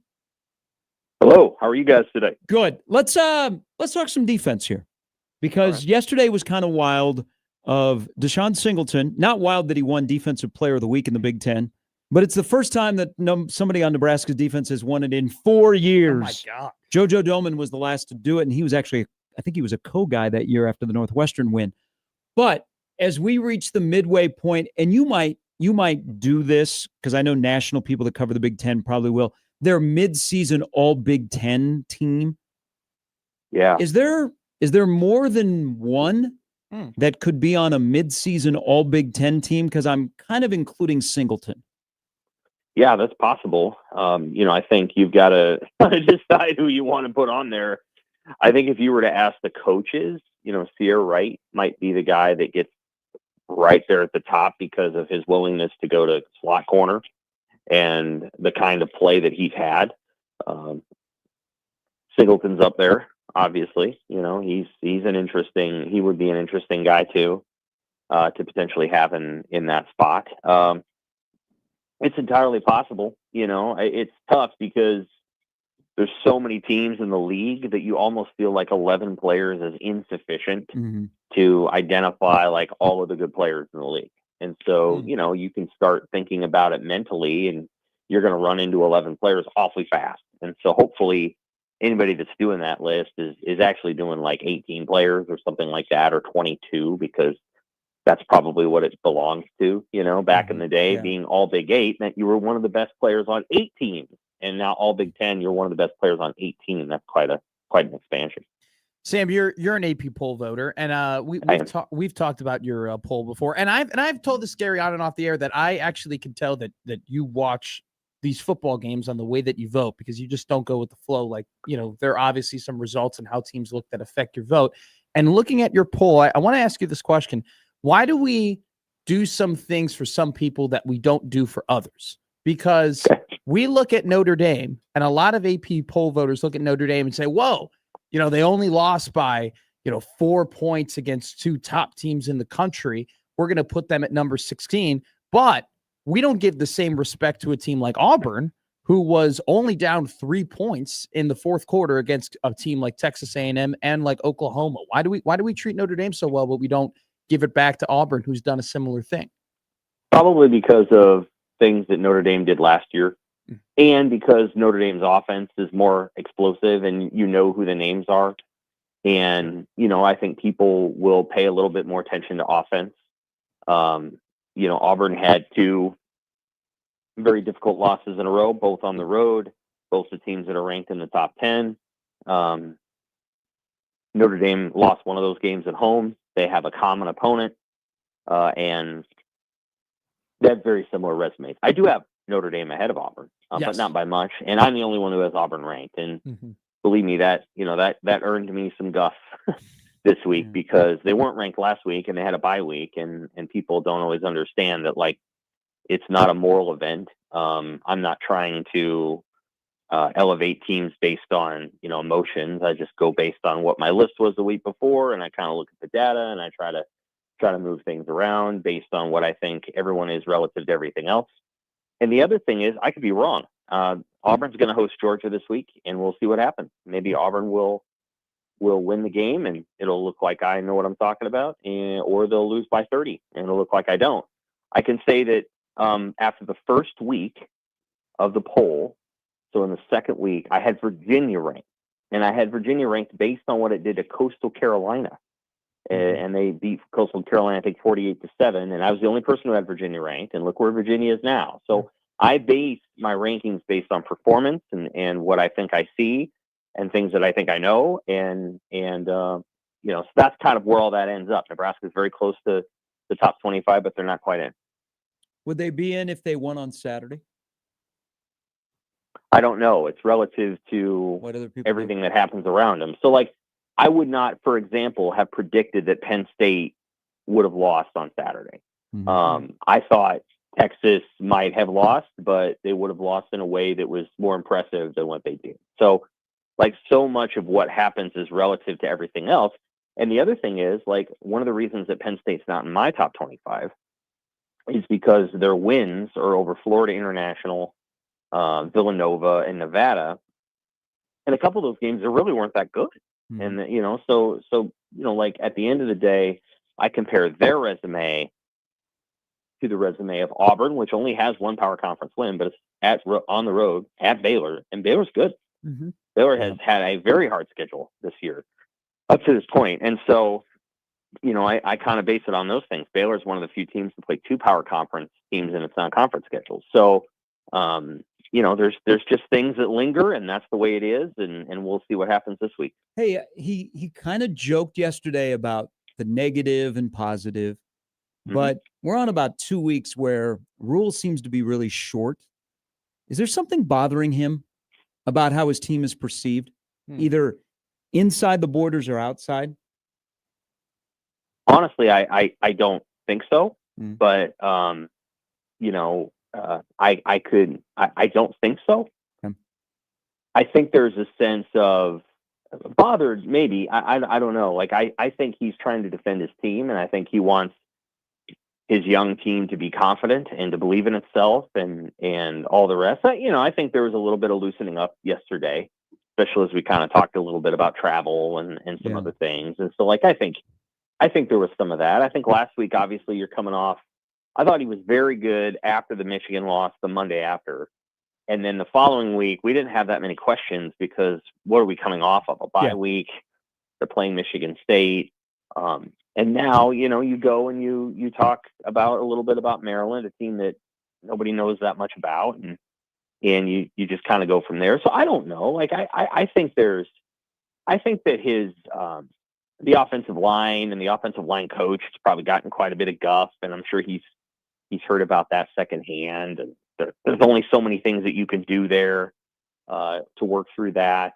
And the quarterback's made his share of plays, and also he's young and he's still working on stuff. So, like, I think there's a little bit of a sensitivity there, but I don't think there's much sensitivity there. And I think ultimately, Nebraska's defense did rebound against Michigan State, and I think he was just trying to have sort of a lighthearted moment there when he's like, you can talk about positive stuff, which is true. You can. Well, I think it's the balance.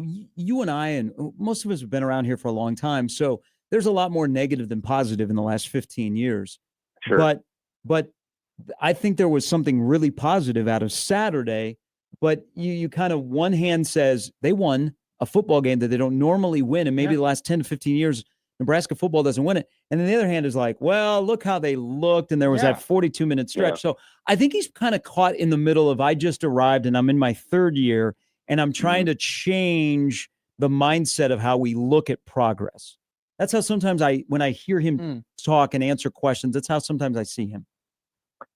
Yeah, for sure. I think that's true. I would also say, though, that, from the time that offseason began until, kickoff against Michigan, the positivity was unmitigated and pretty close to 100%.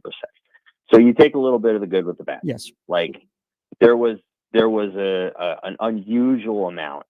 And again, like, I remember, the pre-Cincinnati press conference, and everybody's still talking about, with the exception of me, talking about, podcasts and stuff that happened 3 months ago. And, like, everybody was still in off-season mode. And then they almost lose to Cincinnati, and everybody's like, whoa, what happened? We thought they were going to win by 30. Like, that's just kind of how that goes a little bit. And then you get into the season, and then again, Rule has been very consistent about this, that the Big Ten is hard. Yeah. And I still feel like there's a lot of people that are like, it's still the Big Ten. And it's not. It's a much, much, much, much better league than the Big 12. And it's a much, much, much better league than the ACC.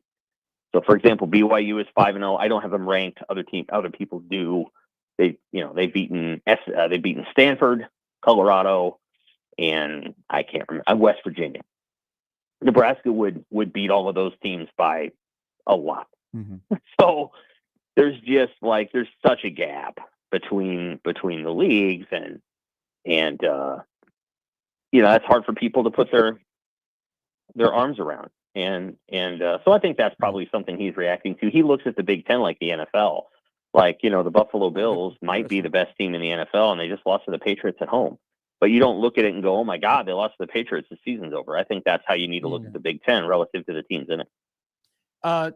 Looking at Nebraska's metrics here, they're throwing the ball 55% of the time. That's 22nd in the country. And you're looking at Maryland's defense. They rank 16th in EPA per pass, which is expected points added. And their rush defense is pretty good too. Their EPA is 10th in the country. In your opinion, does Nebraska need to have a balance to try and cut through one of these formidable defenses, whether it be through the pass or the rush, or do you think they just have to lean on their strengths and hope that they can find advantage in the passing game? I think they would tell you that they're going to look at what the defense is going to do, and they're going to adjust accordingly. And so one of the things that I think, Michigan State was going to make it hard, unless Nebraska wanted to put Harburg and Lindenmeyer out there over and over and just run the ball down their throat. Like that, Michigan State's defense wasn't going to make that easy. And so you have to kind of pick your spots a little bit there. And, they busted runs late in the game. I mean, they got the runs when they needed them in the late third quarter and the fourth. So I think, you're going to see Nebraska try to look at what Maryland wants to do. That they could come out and do what Michigan State did and be in man coverage and pressure Dillon. And at that point, you got to throw the ball. You got to make some plays, especially short screens, things like that. Or they could sit back in coverage and let Nebraska control the ball. And that's something that, like, I think Nebraska knows how to do that. They did it against Cincinnati. They did it against Boston College. They did it last year against Iowa. They lost the game somehow, but they controlled the game. And I think that's what a team like Maryland wants to avoid. I think they want to try to get Nebraska off the field and put Nebraska's defense on the field, but hard to say. Like you got to go into every game and think about how do you want to win the game, and then what pieces do you have available, and how do you go about that. And Nebraska, I'm sure, has a vision in its mind, and Maryland has a vision in its mind. Yeah. I think Nebraska needs to run the ball more, and I think they need to be able to just say, you know what, we're just going to run the ball here. We are going to expose our will. It's Maryland, okay? It's not Ohio State. We're going to run the ball downhill. They got to be able to do that, and that's what I would do, but I don't know that that's what they're going to do. And Daniel Holgorsen did a really nice job in that game of adjusting his offense and getting those short screens going. And those are like run plays. Yeah. They don't call them run plays. But the most violent block in the entire game was Justin Evans on that screen pass. Now, you don't call it a run play because it's a 1-yard pass, but the reality is it's a run play. And if that's the way Daniel Holgorsen wants to call run plays, and it gains 59 yards and a touchdown, then so be it. All right.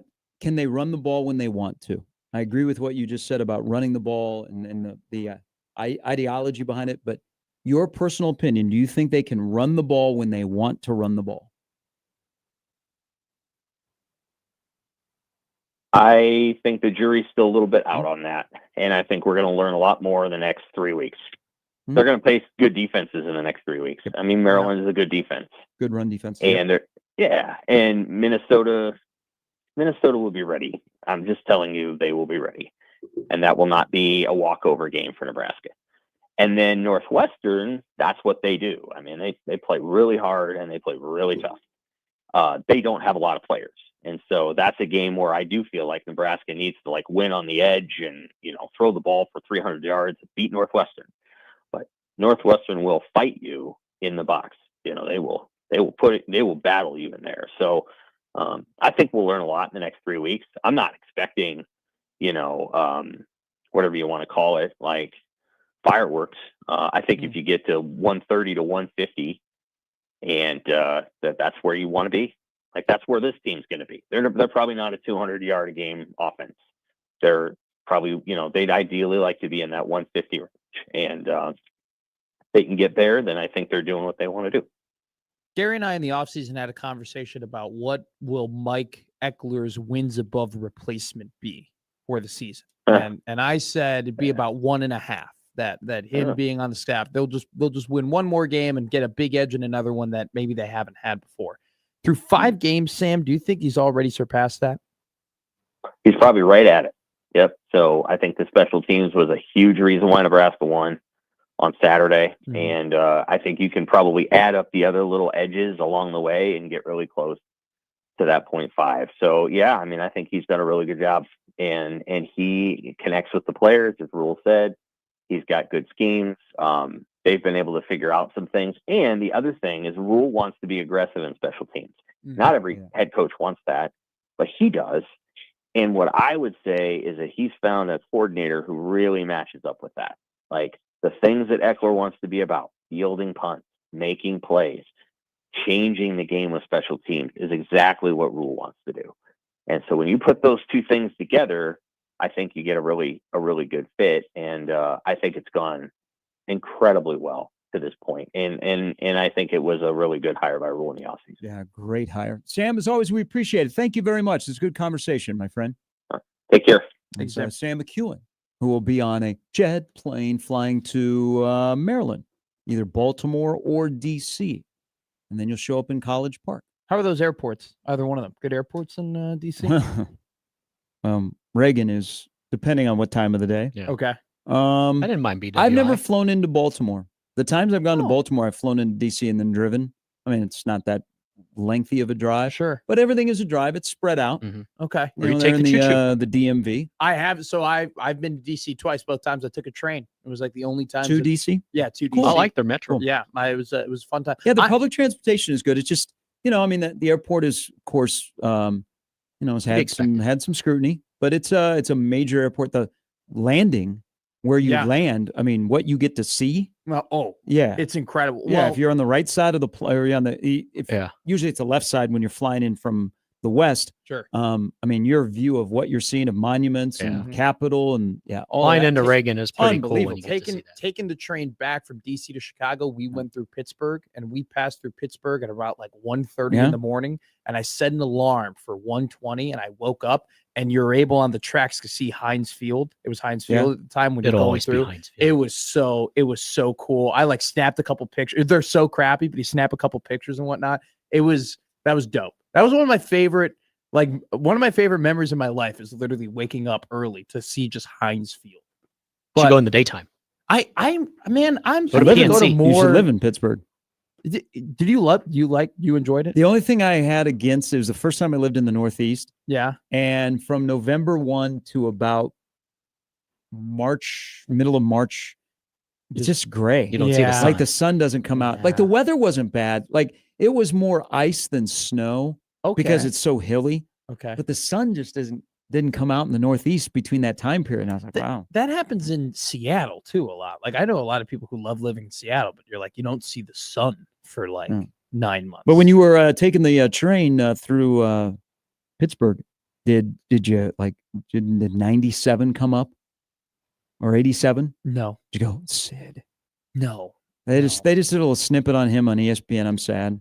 you don't know he's gonna get traded. This is his 21st year. Do you know that he has had 3 straight 90-plus point seasons since he turned 35?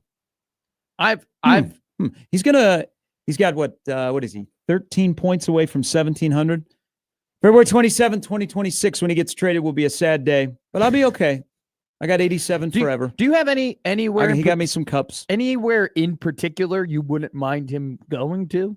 Well, I think they'll trade him to a Canadian team Yeah, so he can finish his career back home. but there's no way they send him to the Rangers, right? No, Or no. or No. the Capitals. I mean, or, could you see him in Montreal? do you know where I could see him? That would be pretty cool for I could Sid. I could see him in Winnipeg. Ooh, no, Why not? no, Why not Winnipeg? Well, They need centers. no. Maybe he just finishes as a Penn, and that's okay. Well, yeah, that'd probably be the best outcome for everybody. I mean, from Mario to Sid to Gavin McKenna. That's pretty good. That would be so frustrating Oh, for who? for me. You got Bedard. You know Deal that with it. Mario and Sid are probably 2 of the 10 greatest hockey players ever, and Gavin McKenna is the truth. Mario Lemieux better than Wayne Gretzky. We're back with more after this on 1620 The Zone.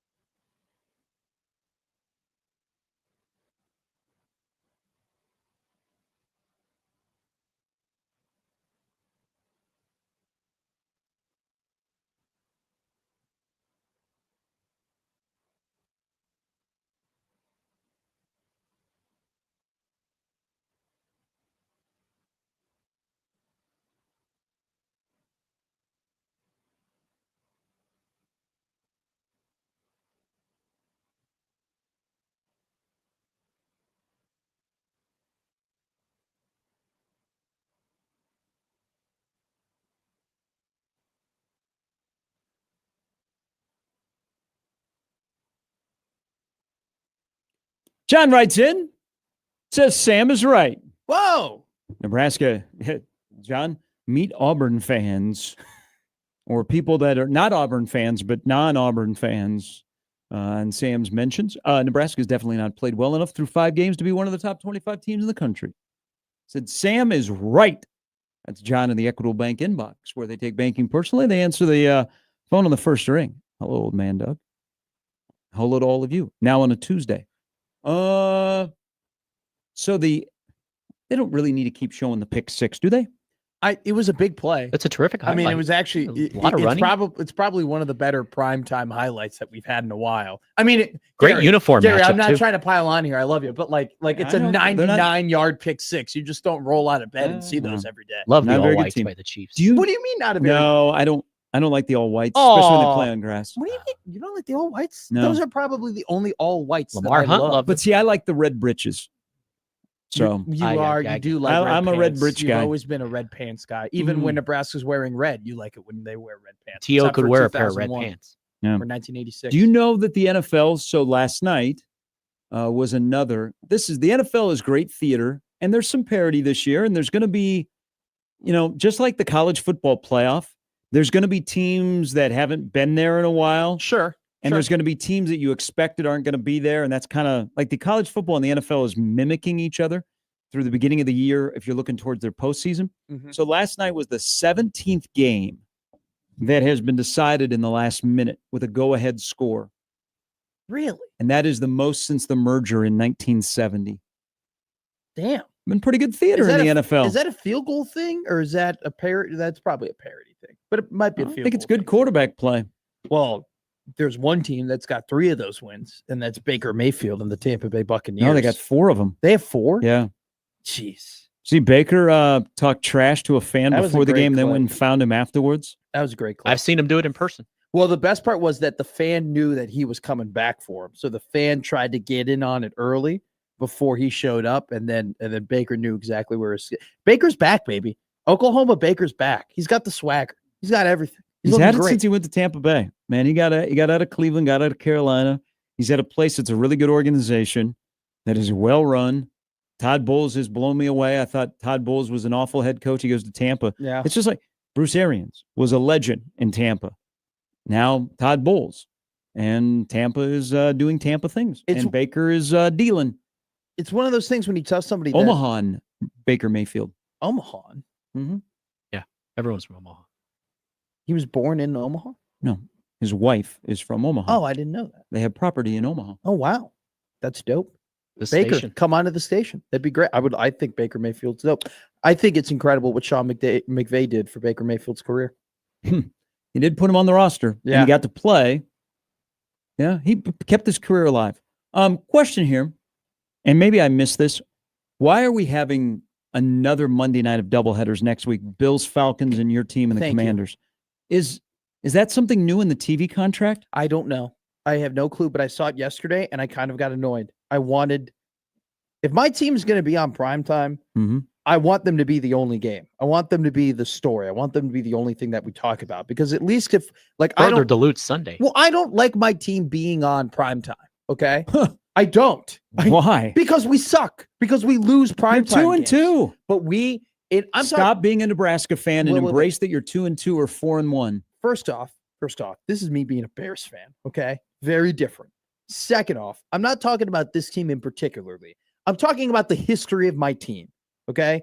The history of my franchise. Sometimes things we change. we go to prime time or we play on Thanksgiving, and it just seems like on the biggest stages, that's where we crap our pants the most. And everybody talks about it. So I'm not the You biggest get fan used of to when it. we Trust do it. me. But when we are on, I'd like to be the only team on. I don't want there to be a second game on. Yeah. So it is, Jimmy, is it in the TV contract? Now, I like that they're staggered. I don't like the one game and then the next game. I like that they're staggered. I don't know if it's But in the it's TV contract, the but it's definitely third- something ESPN the wants to third do. double- doubleheader? No, it's a third Okay. doubleheader. Because There's more too. Two very interesting games. Do we need to keep showing Trevor Lawrence falling down? It was one of the biggest wins of the week. Why are we watching this It channel? was one of the. Hey, you have to deal with it. 6.9 seconds from the Nice. time that Lawrence fell down the first time to the time he scored. 6.9 seconds. It actually was a great time wasting play. Like Jacksonville actually gained a lot by losing 7 seconds on the clock on that play. I don't think it was drawn up that way, but I see where you're going. No, it was actually fortunate that they took 7 seconds off. I mean, you just look all offseason long. When I looked up to my left, they were talking about Caleb Williams and whether or not he's a bust. And the Athletic wrote an article last week about how can't teams get the quarterback position right.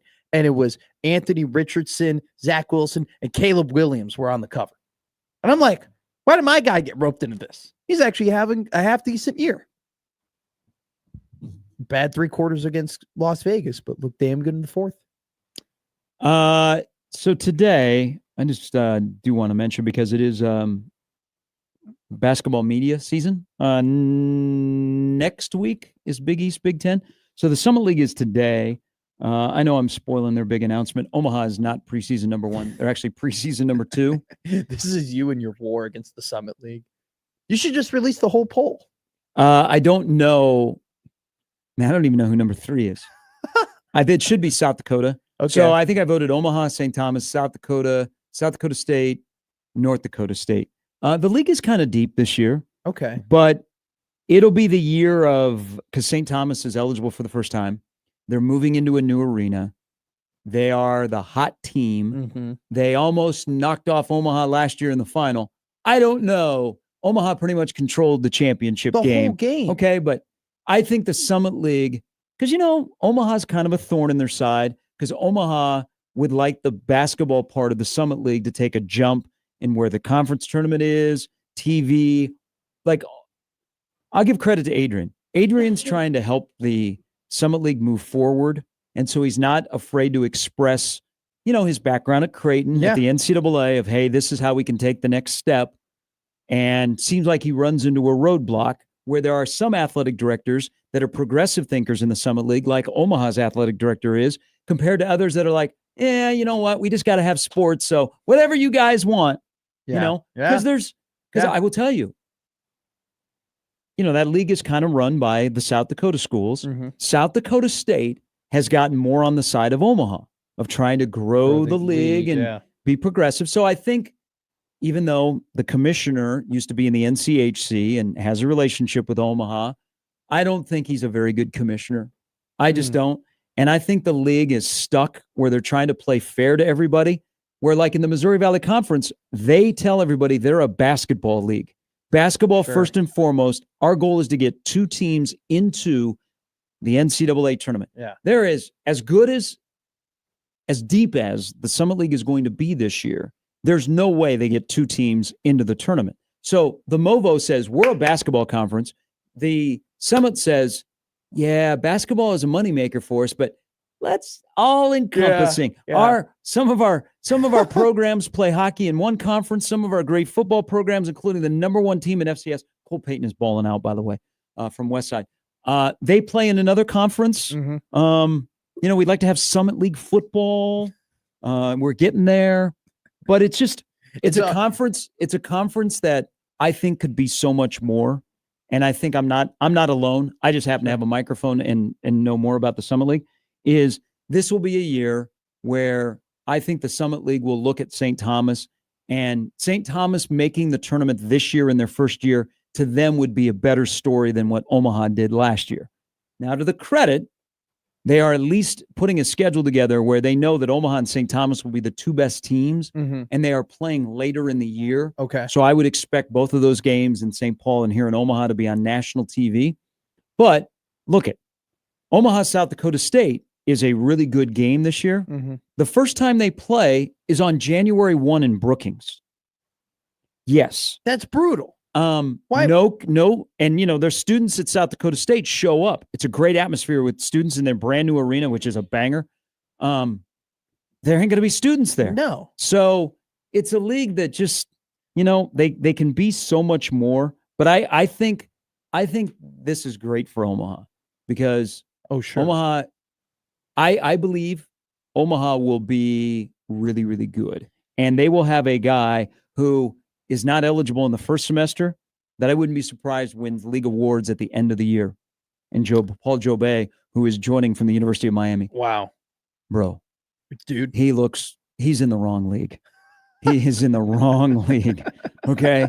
Omaha has some, That's awesome. Omaha's got some athleticism. and already returning from last season's team to this season. Yeah. How's Cam looking? Cam looks great. Isaac is down to 250. Remember, he had 13 Really? rebounds against St. John's in the tournament. I like this year. I just wish the home schedule was better to keep the momentum going. Sure. But the season tickets are up. But, I mean, St. Thomas will get a lot of love today, and Omaha will be like, this is great. I love this. I love that we're not preseason number one. Blue ribbon, Athlon or Lindy's, you're smarter than the media in this league. So here we go. It was funny when I was watching, because of you know that I ended up watching a lot of Omaha Mavericks games, which was it was a ton of fun, and they were a great team to watch. But I had a buddy. We watched the NCAA tournament. We watched St. John's, right?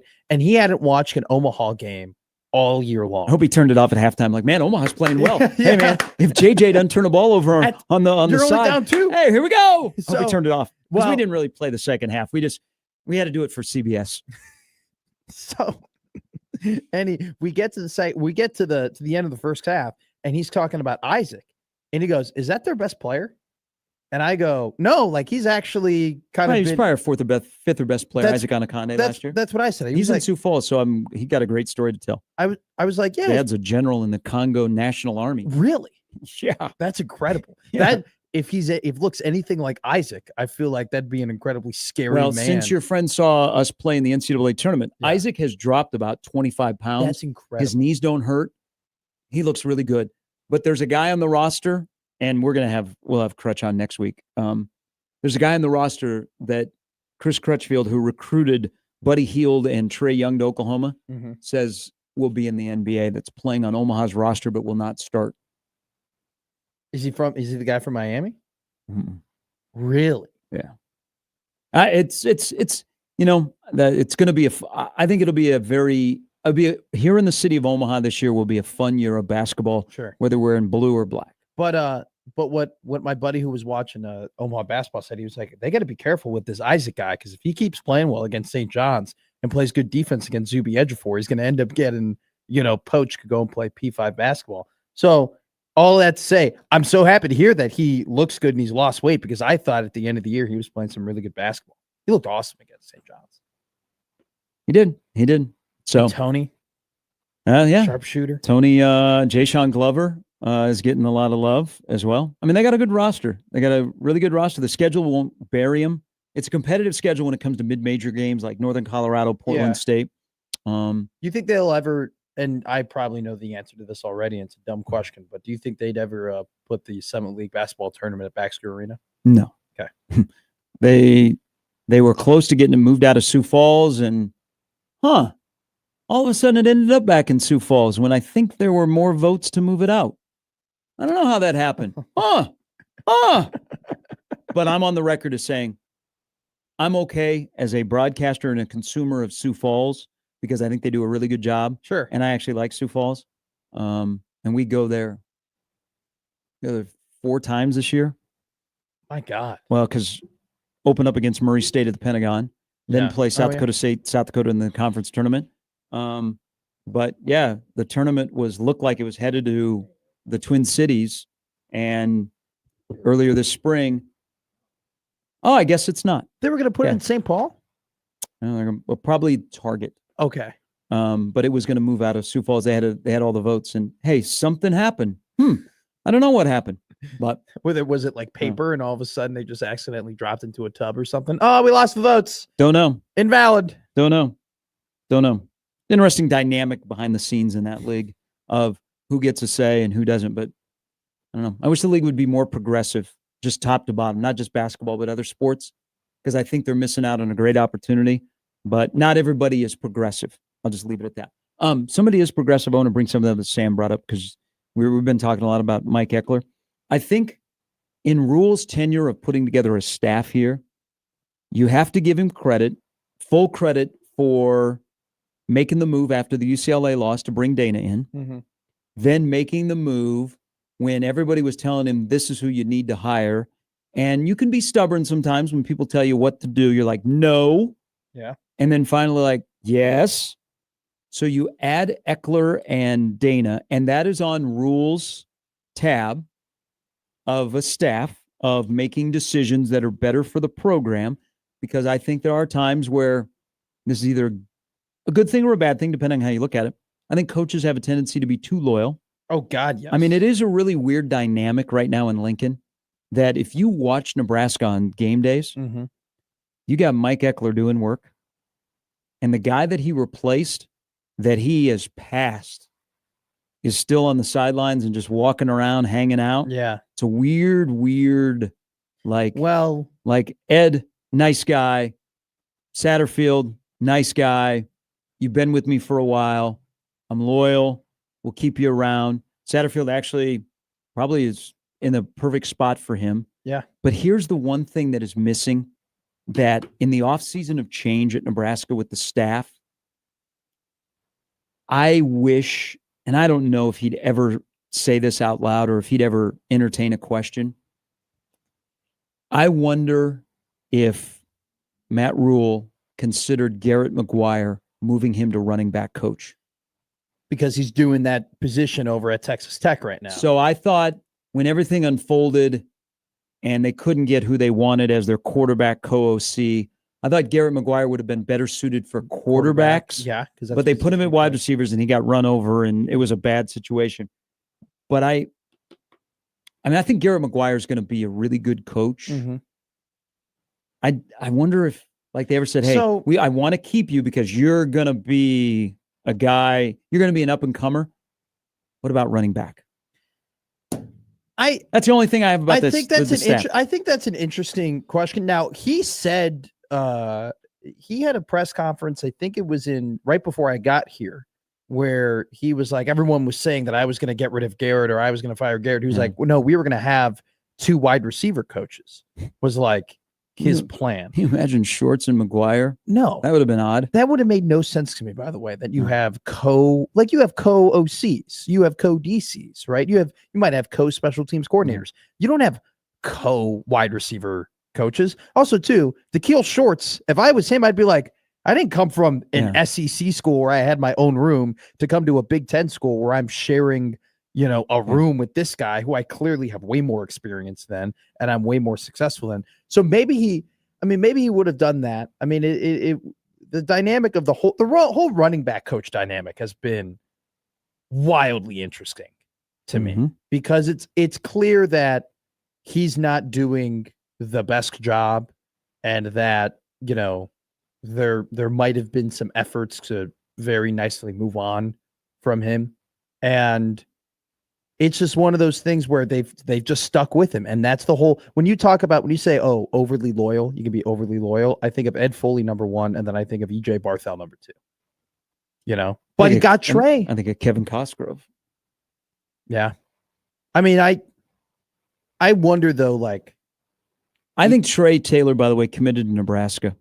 You don't think you don't think that EJ Barthel, he got in the door, but I think Trey, once EJ opened up the door to explore Nebraska, I think Trey committed to Nebraska. I have no fear that if his recruiting connection is not here when he gets here in 2 years, that he's going to all of a sudden say, I'm out. Okay. Yeah, I think Trey Taylor might be a little bit different, where he actually committed to the football program instead of a position coach or his recruiting contact coordinator. Yeah. Well, in that case, then if that is the case, and you got to make sure that is the case, if you end up, do potentially making a move, because Trey Taylor is such an important piece right now of Nebraska football, and he hasn't even stepped foot on campus. I don't know if you're second guessing a guy that you have doubts about, and if we make a move, we're going to lose this guy, then where is your program? Okay. Oh, sure. Yeah. So that's why I think Trey Taylor's might be a little bit different. Position coach, recruiting, first contact, he committed to a program, and committed to the head coach, who that's the best quarterback that he has ever recruited. All right. Here is Eric. Good morning, Eric. Hey guys, I don't mean to change the subject on you, but I Go gotta ahead. say one thing. Being one of the few diehard Denver Broncos fans in Omaha, Nebraska, Hey, come on now. You got to give me a little love. My Broncos took out the #1 team in the NFL this weekend. Yes, you did. Did anybody believe that the AFC West was going to be wide open like this right now? Mm. I will hang up and listen. Thank you, Eric. Thank you, Eric. Go Jets. Fight Jets. The Jets suck. Jets should win this weekend. Who are they playing? I don't even know who they're playing. I don't give a damn about the Jets. Hmm. They playing the Broncos? They look good Yes. on Sunday. Okay. Yes, who, that game who is looked in good on Sunday. The that game- Jets. No, they did played not. hard. No, They're not. playing for Aaron Glenn. Jets are awful. They're terrible. Aaron Glenn's a one and done guy.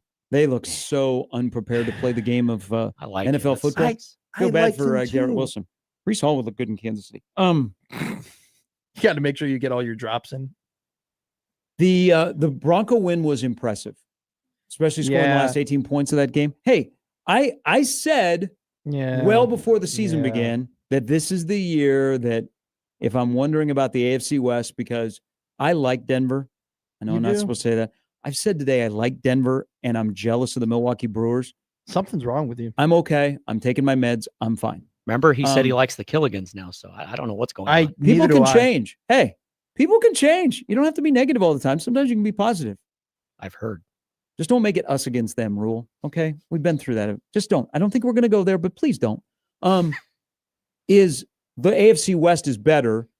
Like, well, Eric says what he says, and the Chiefs are 2-3, and the Chargers and the Broncos are 3-2. Who would have thought the Raiders would be as bad as they are? Raiders are in trouble. They are in big trouble. Raiders look bad. well, they got Geno turnover So at quarterback. they got Geno problems. Big Geno problems. I thought that the Raiders are going to be better in part because Geno wouldn't turn the ball over. I think Like- people thought they'd be better because they have a aggressive 70-plus-year-old gum chewer as their head coach. I like how we just all assumed that the secondary was going to get a lot better because Pete Carroll was going to be around, and then that didn't happen. And then they also thought it was a genius idea to draft a running back with the 5th overall pick, even though they didn't have a good offensive line. Yeah, that'll work out for you guys. That'll go great. Just ignore, by the way, that Armand Membu was on the board, and he might be the offensive. Okay, offensive rookie of the years do not go to offensive linemen. But if you watch Jet football, Armand Membu, the tackle, is absolutely incredible. He's insane. He's Mhm. great. He's going to be a mainstay at that tackle position. I cannot wait until a proper franchise trades for him and he ends up winning a lot of football games. That'll be really good. But no, I think the Raiders are a mess. Geno's a mess. Geno's washed. Brock Bowers is now hurt. And Denver, I mean, I don't fully I'm not on like a Denver train, if I'm being honest with you. I think that the Eagles, the Eagles probably aren't as good as maybe we thought they were. More Yeah. so than I am The Denver. last being two second great. halves of the last two games have been kind of. They've been very bad. And so I still respect though. I think Sean Payton is incredible. I think he's a great coach. I don't look at Denver as like a true Super Bowl contender right now. Like I just can't see it. I can't see them being in the Super Bowl. I can see them making the playoffs. I can see them being frisky. I can see Bo Nix taking a couple more steps. I'm impressed with how they're running the ball with Harvey and Dobbins, but they don't scare me. All right, Brian Christopherson's going to join us coming up at the top of the hour. Nebraska gets ready to go to Maryland. They're leaving on Thursday. Nebraska was told in the spring that was probably going to be an 11 a.m. game. Jeez. And then they got to play Friday. Yep. I like that story, by the way, of Rule talking about when him and Patton were working at UConn and they wanted to take a bus so they could have enough money to buy new helmets. I thought that was, you don't hear those stories all the time. I thought that was pretty cool. All right, BC's coming up at 9 on Gary and Matt on 1620 The Zone.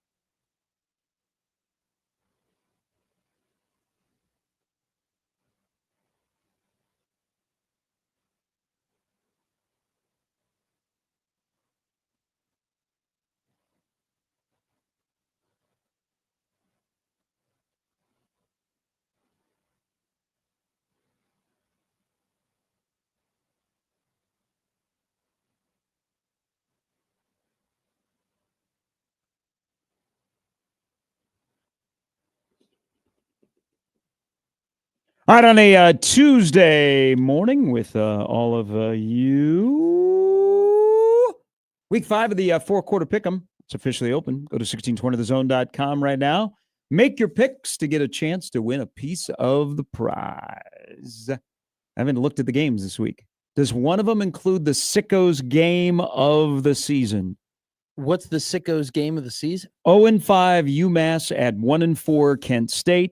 First time since 2002, Kent State is favored in a game. That's where game day should be. They are a 2.5-point favorite.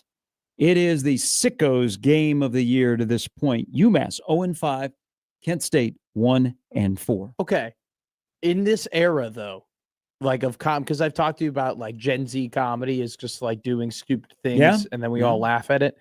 I actually do think if they did that, Jimmy, if they did game day, I'd actually like a want to Sickos game at like an like a Kennesaw versus Kent State, they're both 0-10, and they bring it on campus. I think that would actually pop. Maybe the Saturday night game. Like I think yes. I think a lot of people would actually like enjoy that and think it's really funny and be like, look at this. They're indulging in like the Sickos Twitter CFB committee. I think it would go I think that would go over way better than Theo Vaughn. Yeah. Yeah. I think a train wreck might go over better than him. All right. I can look here. I got 7 correct this week. All right. You got 5 correct, Gary. Okay. And Jimmy, you got 7 correct. Okay. 7-3. So not bad. This week's games for fourth quarter pick'em: Nebraska at Maryland. No surprise. Nick Grimm has picked Maryland. Whoa. That's his shtick. Yeah, that's his shtick. He does like turtles. UCLA at Michigan State. Stanford at SMU. Washington State at Ole Miss. Why are we doing the really good games? I don't know. This is a great slate. This is playoff elimination. Who picks the game? Northwestern at Penn State. Iowa State at Colorado. Florida at Texas A&M. Chargers at Dolphins. Patriots at Saints. Bengals at Packers. Wow. So we're all going 10-0. Well, except Nick. The probably. Who does pick the games? Yeah, I really do. Like, I think it might be the person that sends the email. Okay. So all right. These are go to 1620thezone.com and get your picks in. We did not talk much yesterday because of the day after a Victory Monday after Nebraska, Michigan State. The crazy story of Mark Sanchez. Yeah.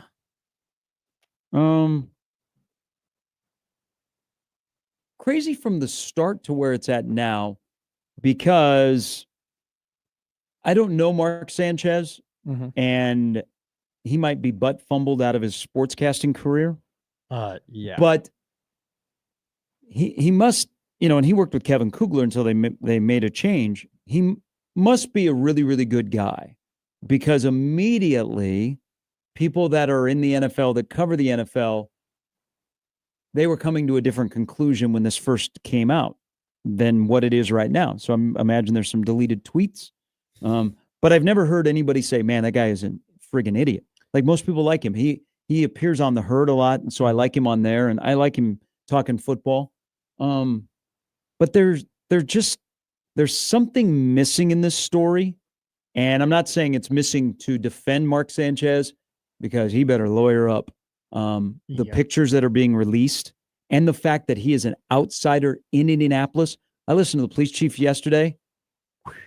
You are an outsider that come into their town and something like that happens that brings national attention. Mark Sanchez is in trouble. I mean, he better get a really, really good lawyer, but there's something missing in this whole story. Well, I think it's more on the Mark Sanchez side. It's not on the 69-year-old the grease man. Yeah. But he got a chance to retire and do really, really well when he hits the age of 70 in terms of his finances. But right now, he ain't doing very well. If you've seen the pictures from him in the hospital room, but it's one of the craziest stories that I can recall in a long time. So it's funny you say that about the whole, like, Mark Sanchez must have like a really good reputation. He was the backup quarterback for the Bears during the Mitchell Trubisky era. And so he would, even like as a player, would like go on Chicago radio and hype up Mitch and talk about Mitch and his experience, like how he thinks Mitch is going to do. And then he no longer was the backup quarterback for the Bears, but Mitchell was still playing for the Bears. So he, like, as a retired, and I think even as an analyst, he would come on. And the people who I one time shadowed there at ESPN 1000, and Mark Sanchez was on, Mm-hmm. and they had to like book Mark Sanchez, and they were talking like the whole time. I remember about my shadowing visit was like, oh, Mark's a great guy. You know, Mark C comes on every week. He talks this, he talks that. And I mean, it's crazy how this has unfolded. Is like, it seems like every single story and every single notification and every single update we see, it gets worse and worse for him. Like it went. There's something missing about what he was going through at 3 a.m. And it wasn't even his store. I mean, he doesn't own that. Like he was there, like he was in an alley, right? Like it wasn't. Who, he was Mark like, Sanchez? yeah. It was- Yeah, I don't. The whole what? thing. He was there to do a football game. No. But the truck was parked in an alley, right? Yeah, because the guy is a grease collector. And he was like, oh, I don't think the owner would like that. Yeah, You Like it doesn't make any sense. There's something missing, but he's an outsider in Indianapolis that has brought national attention and hurt one of their own citizens. They are going to want to hide.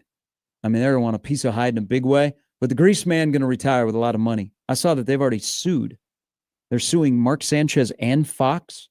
This happened on Saturday night into Sunday morning, or no, Saturday night into or Friday night into Saturday morning. Yeah. They're suing Fox too. Oh, That's yeah. incredible. Yeah, they want Terry Bradshaw's Well, money. there was They still do that? There was an update yesterday from Tom Pelissero that the charges got upgraded to a level 5 felony battery, which could carry 1 to 6 years in jail. Lawyer up. Big No, time. hey, it's Bad stuff. an outsider comes into your city Mhm. and brings national attention and hurts one of your citizens. They're not going to show leniency. Mhm. And I was watching. The police chief is not happy, but the pictures. Yeah, there's more to this, and I know more will come out. But man, from the time that it was announced, and you're like, whoa, because this was Saturday morning when I first saw it, Mhm. and then it was in the middle of the Nebraska-Michigan State game that they're like, he's been charged, and you're like, whoa. Yeah. But a lot of people came to his defense right away. Well, And they made a conclusion on what happened before they got the details, and now people are deleting tweets and figuring out what went wrong with Mark Sanchez. the first thing was And that hope to God that the 69-year-old grease man survives, because pictures that are being published, holy crap. well, it was when you see like, oh, Mark Sanchez is in critical condition and he's in the hospital, everybody immediately was like, oh, prayers up for Mark Sanchez. Oh, I hope Mark Sanchez recovers. Like, oh my God, what's going on? I mean, I don't know. He could have. I agree with you. There's got to be more to just he was intoxicated and just did a very drunk, very, very stupid thing. I think it's more than being drunk. Yeah, I something. think you need to trace back the steps of where he was before this incident. I think you absolutely. I mean, it doesn't make any sense to just randomly come up to a dude on a property that you don't own, say that, hey, you can't be here, and then go and attack that guy. That's not.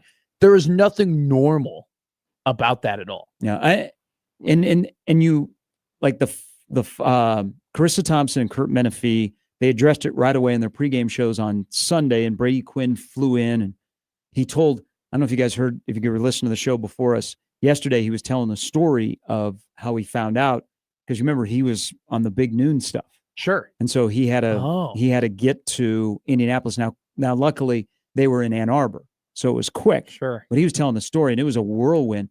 But just the statement that was read almost verbatim by Carissa Thompson and Kurt Menefee leads you to believe that Mark Sanchez is a really good teammate, that everybody is like, this is so out of character. And I mean, it's now going to be, I think it's going to be really, really rough for Mark Sanchez. But weird story that there's, just to me, there's more that is part of the story that maybe we can connect some dots. Doesn't say, oh, it makes sense, because none of it makes sense. None of it makes sense. Just, I think Mark Sanchez is lucky that the grease man is alive. That'd be insane. We'll take a break, come back. Brian Christopherson coming up at the top of the hour on Nebraska, Maryland. But how about Nebraska's 4-1? It's good. They're 4-1. They won a game that maybe they probably lose in the past. That's true. It's Gary, Matt, and Jimmy on 1620 The Zone.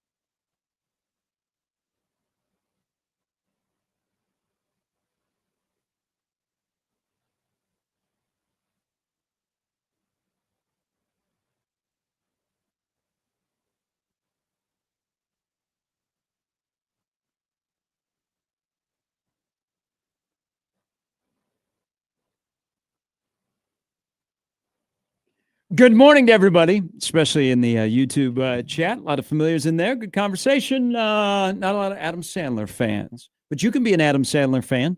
2 weeks from today, we'll be in Omaha. Go to 1620thezone.com for your chance to win tickets and what you need to know. Or actually listen to afternoon. Listen to Statler and Waldorf in the afternoon. Did you see Cam Patterson on SNL? Did you watch that clip? I did not, but I Okay. did Related to watch Cordero? bits and pieces of SNL because I always watch the Weekend Update, Okay. and I like Bad Bunny. Well, Oh, yes, I remember. We covered it. Bad Bunny had a really good. Bad Bunny and Marcelo always do really good skits together. So I enjoyed. Once again, by the way, SNL is a YouTube show. I don't think I've. I'm very. I'm in tune with Yeah. SNL. I don't think I've sat down and turned on NBC and watched SNL on a Saturday in like 10 years. Give it Since I time. was You're like getting 13. older. No, it's all a Social it's life just a dries clip up. show on YouTube for me. If you watch Weekend Update, you saw Cam Patterson. He was the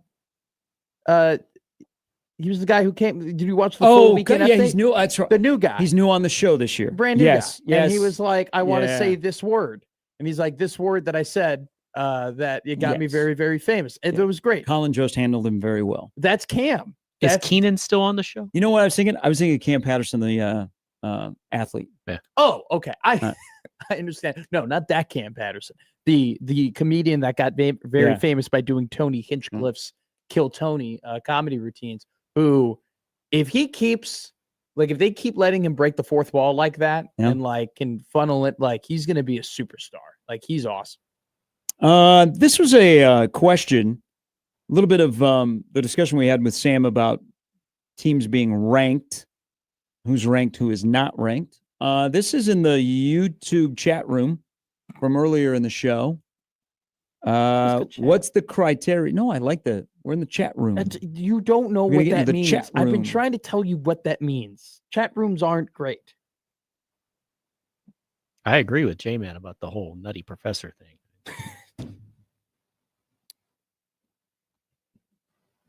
This is the question in Okay, the go ahead. chat or chat room, whatever you would like it to be. Not all chat rooms are bad. Online I spent a lot of community. time learning how to be a sports fan in chat rooms Well, those are before they were called- like message boards. There you go. Isn't that a message board? No, that's different than No, it's chat. different. Do not tell people on message boards that they're Oh, in I a don't- chat room. I don't get Mm-mm. involved with message Um, board people. But Benny wants to know, in terms of ranked team, do you get credit for a win over a ranked team when you play them and they're ranked, or later in the year when they become ranked? So I think he's referencing Cincinnati, which Nebraskans for Bearcats. You guys ready to jump on it this weekend? I've already been on it. Because they play Central Florida. Oh, wow. They play Central Florida at Nippert Stadium. You can watch UCF and Cincinnati on FS1 at 11.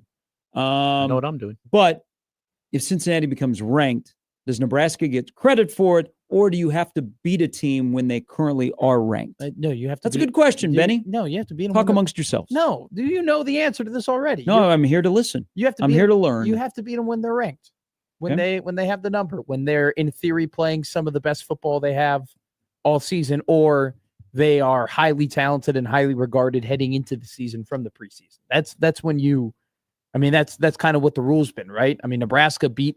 I mean, this whole Nebraska hasn't beat a ranked team in 3,000 days or whatever. If the latter was the case, then that wouldn't be true because Nebraska beat a ranked team last season in Colorado. Yeah, transitive property. They beat a team that was as high as 16. Also, what happens if you beat a team that's not ranked, then they end up being ranked, and then they go back to being unranked? Did you beat a ranked team or not beat a ranked? Don't know anything about it. Just beat them when they were on the schedule. There's a lot of things. No, you guys, when they have the number next to them, that's when they're ranked, and that's when you beat them. You beat a ranked team. Just checking. I mean, people are going to be curious about Yeah. Cincinnati when they become ranked. Does Nebraska get credit? It will help their RPI. I will consult my good friend Ken Palm They isn't or there? Bart. I was about to say, Bart, isn't it K Ford? Or is it? You know what? We give that guy way too much credit. Wow, you don't like Kelly Ford? Oh. There are some people who are like disciples of Kelly Ford, that are apostles of Kelly Ford. See the one that makes the blue book? He's the one that he does all these different types of rankings that people think make sense, and then they take his graphics and then they use them. Or they go through his graphics and they're like, does not add up.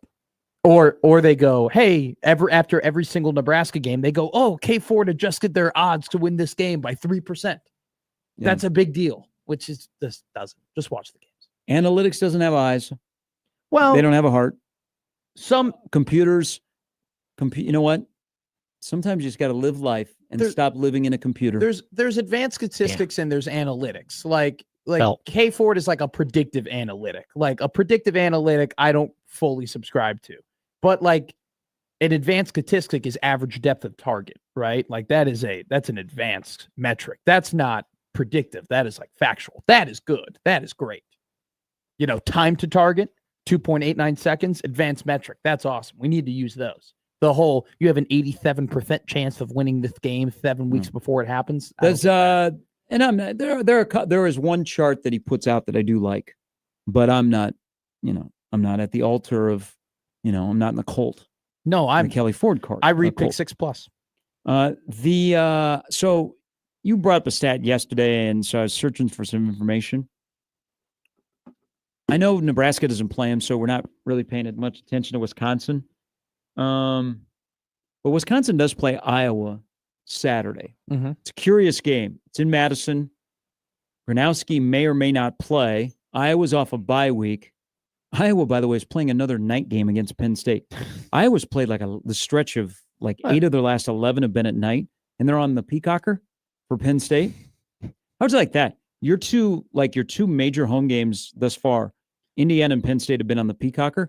But I was looking up Wisconsin because Wisconsin rush defense did a good job of containing, for the most part, Michigan. Yeah. Have you looked at their Big Ten rankings in terms of offense? To the 18 teams? No, I guarantee. So they are 15th in passing. Yeah.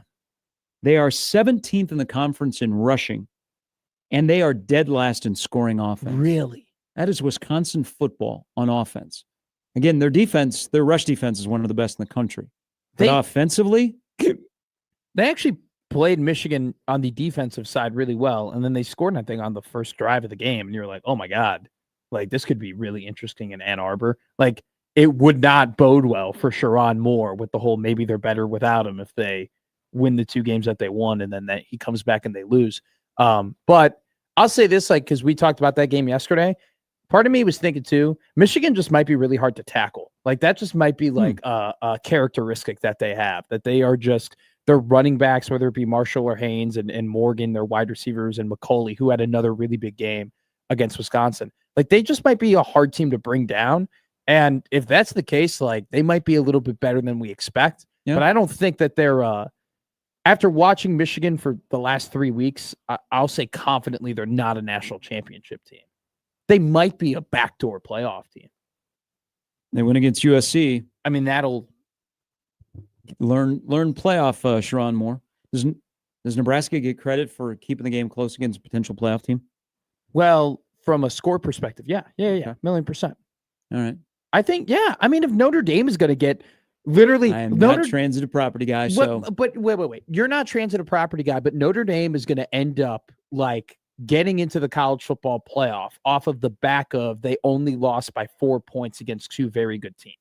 So if Notre Dame is going to get that credit and that is going to be like a crowning piece of their resume, absolutely, Nebraska should get some credit for only losing the game by 3 points. If ND's going to get it. That'll get them to the bowl in Tampa on New Year's Eve. Okay, but I'll take a New Year's Eve bowl game any day. All right, Brian Christopherson is going to join us here in a little bit. Why would I care that Mr. Beast made $85 million this year? What? I think somebody tweeted I got tweeted at the wrong thing. Just popped up onto my mentions. 1890 needs to hit him up. That Mr. Beast has made $85 million. Is that real? I think that I thought you were just going to put a period. It would shock me. I thought you were going to put a period after. Why do I care about Mr. Beast? No, I didn't really know much about him, and you guys were talking about him, so I've looked into his. I was not familiar with his work. Oh, he makes a lot of money. He's very. $85 million. Oh, Gary. yeah, Gary, we he's- went about it all wrong. Gary, he's the biggest YouTuber on the planet. He's like $85 million. Gary, Wow. when okay. when Canelo Alvarez and Terrence Crawford were fighting in front of 41 million people watching on Netflix, Mr. Beast was sitting next to His Excellency. I knew, because I recognized him after you guys were talking about it. 85 million. He makes a lot of money. Different type of cat. Damn. It's Just kinda think weird. if I would have come up with the concept of bottled water back in the day. Dang. Gary Missed Sharp opportunity. Memorial Well, Stadium. if you came up with the idea of like human Squid Games, which is what he did, yeah.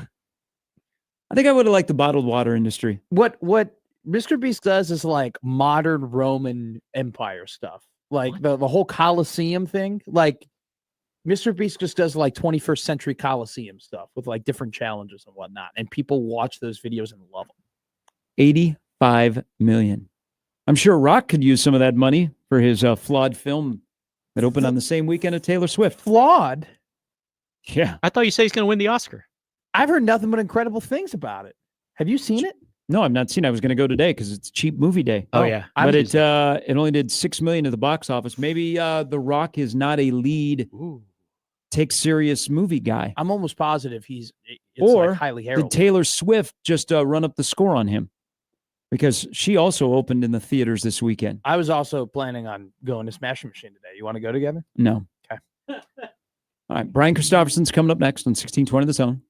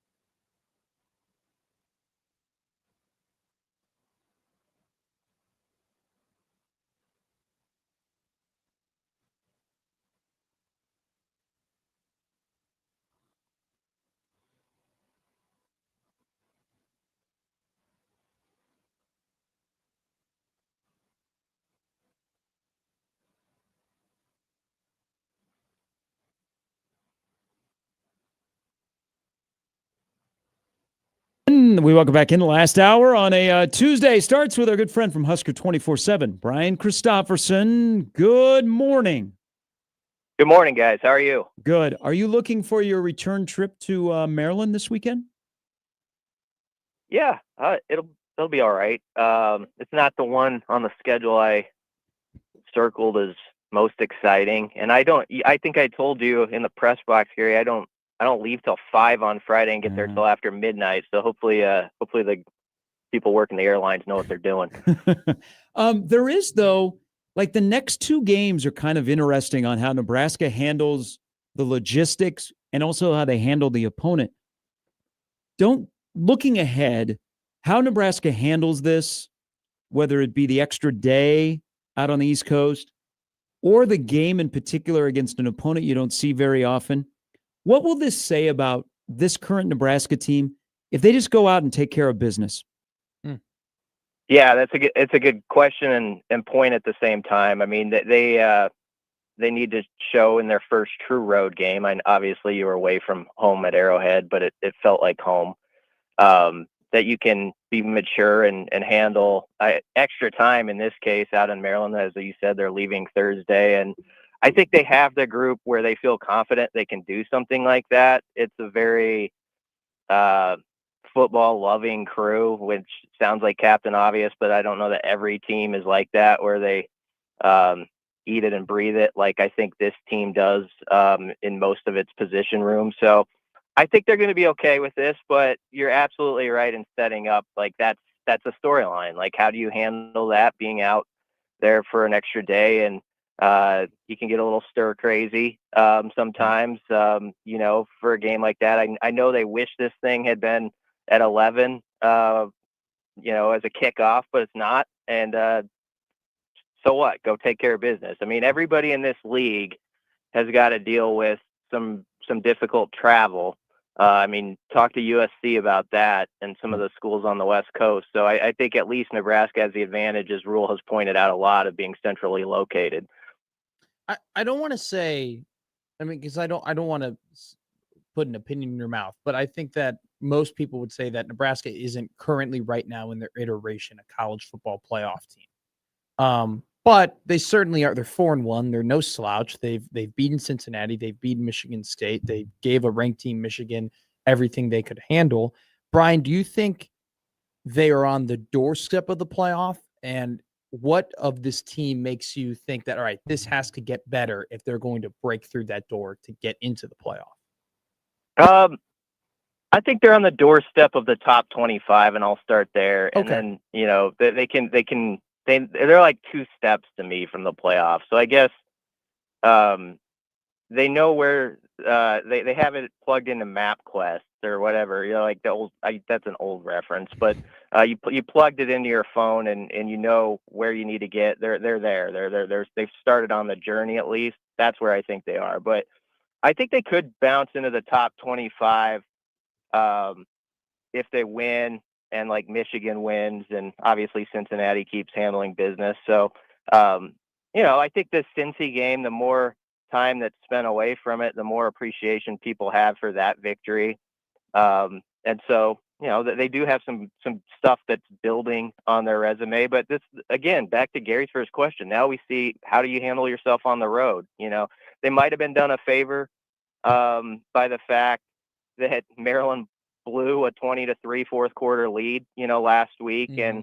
And, that stadium, I think would be kind of buzzing if Maryland came in undefeated. It'll be interesting, like what the atmosphere is like there after a really disappointing setback. And as you guys know, that's a young football team Maryland has. Even going into the weekend, they had 8 freshmen who had played basically 100 snaps or right around 100 snaps or more. And so, they've got to answer that test. Maryland does, about how they respond to some adversity where you think things are kind of going your way. The whole season's kind of shaping up for you. And then you stub your toe like they did.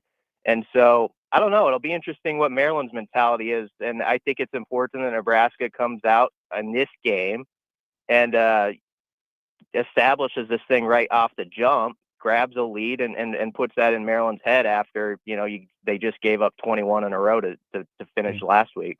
Hey, the winning a game like last Saturday, and moving forward, where special teams is a net positive. So on the road, there's little details play in the margin. Special teams can help you. And Nebraska has got a good spot there. I know Eckler got a lot of credit for what his unit did, but do we need to maybe, as we get a couple of days past Michigan State, start to look at the job that John Butler did? I know they gave up 27. That's what you're going to look at. But I thought BC, their tackling was better in space compared to the week before, and we might be seeing Butler's wheelhouse. I thought some of the coverages they threw at Childs and some of the pressure packages they had, you hadn't seen all year, were new and kind of took guys to a different level of playing into their strengths. Did you notice anything different on maybe the John Butler fingerprints on Michigan State compared to previous games? Yeah, that's why they hired him, because I think they can get more exotic in their coverages. They thought they could do more things to confuse quarterbacks. And I think the win frustrated Aiden Childs, but so did Nebraska's defense and what he was seeing. And I don't think he always knew what was what, especially with the coverages. And exactly, I think last year was a filling out process for John Butler of like the college game. I think he would even acknowledge this, of like how you relate to players at this level when you've been in the pros for like a decade, and also like how you understand like their growth patterns. Like it doesn't come as quickly to some of these guys who are 18, 19, 20 years old as the guys you were just working with. And so I think he had to adjust to that. Like how much can you put on the platter of a younger player? How quickly can they take it in? All that stuff you're like learning that first year. And now I think in his second year, there's an understanding of what guys, how much they can eat, basically, you know, what's their appetite as far as football knowledge and stuff like that. So I thought it was a really, strong performance by the defense. The third quarter, obviously, you had those like third downs where you just couldn't quite get off the field, and you got to somewhat tip your hat to Aiden Childs. But the biggest takeaway from that game to me, it was the defensive line. And if you had said going in, hey, Nebraska's going to win by double digits, and you're going to have a lot more optimism about the D-line, and maybe they're taking that step and stopping the run, and the consistent pressure is going to be there, I think Husker fans would have signed up for that. So it was one of those games where it was very frustrating, I think, for the fan base while they were in it. But it's sort of like, I always, I say this every week, guys, it's like the NFL now. It's NFL light. Like you almost got to take in the game, and then go walk your dog around the neighborhood a couple times, think about it, and then be like, you know what, big picture, they won that thing, and the D-line, I feel better about that. And that was a huge question mark coming, out of the bye. And so a lot of credit to John Butler, but also I think Terry Braden has those guys growing. I mean, Williams Nwaneri is a different guy. Elijah Judy's a different guy right now. He's been playing well the last couple of weeks. Brian, you bring up NFL light, and I was thinking about this because we had Sam McCune on, and he was kind of alluding to this. But in college football, when a team like Penn State loses to UCLA, we go, oh my God, their season's over. It's done. Penn State is to the trash. It's going to be hard for them to climb out of this and make the playoff. But last year, when the Buffalo Bills lost to the New York Jets without Aaron Rodgers, we just kind of chalked it up and said, it's NFL football. It happens, the Bills are still going to be good. They'll recover from it.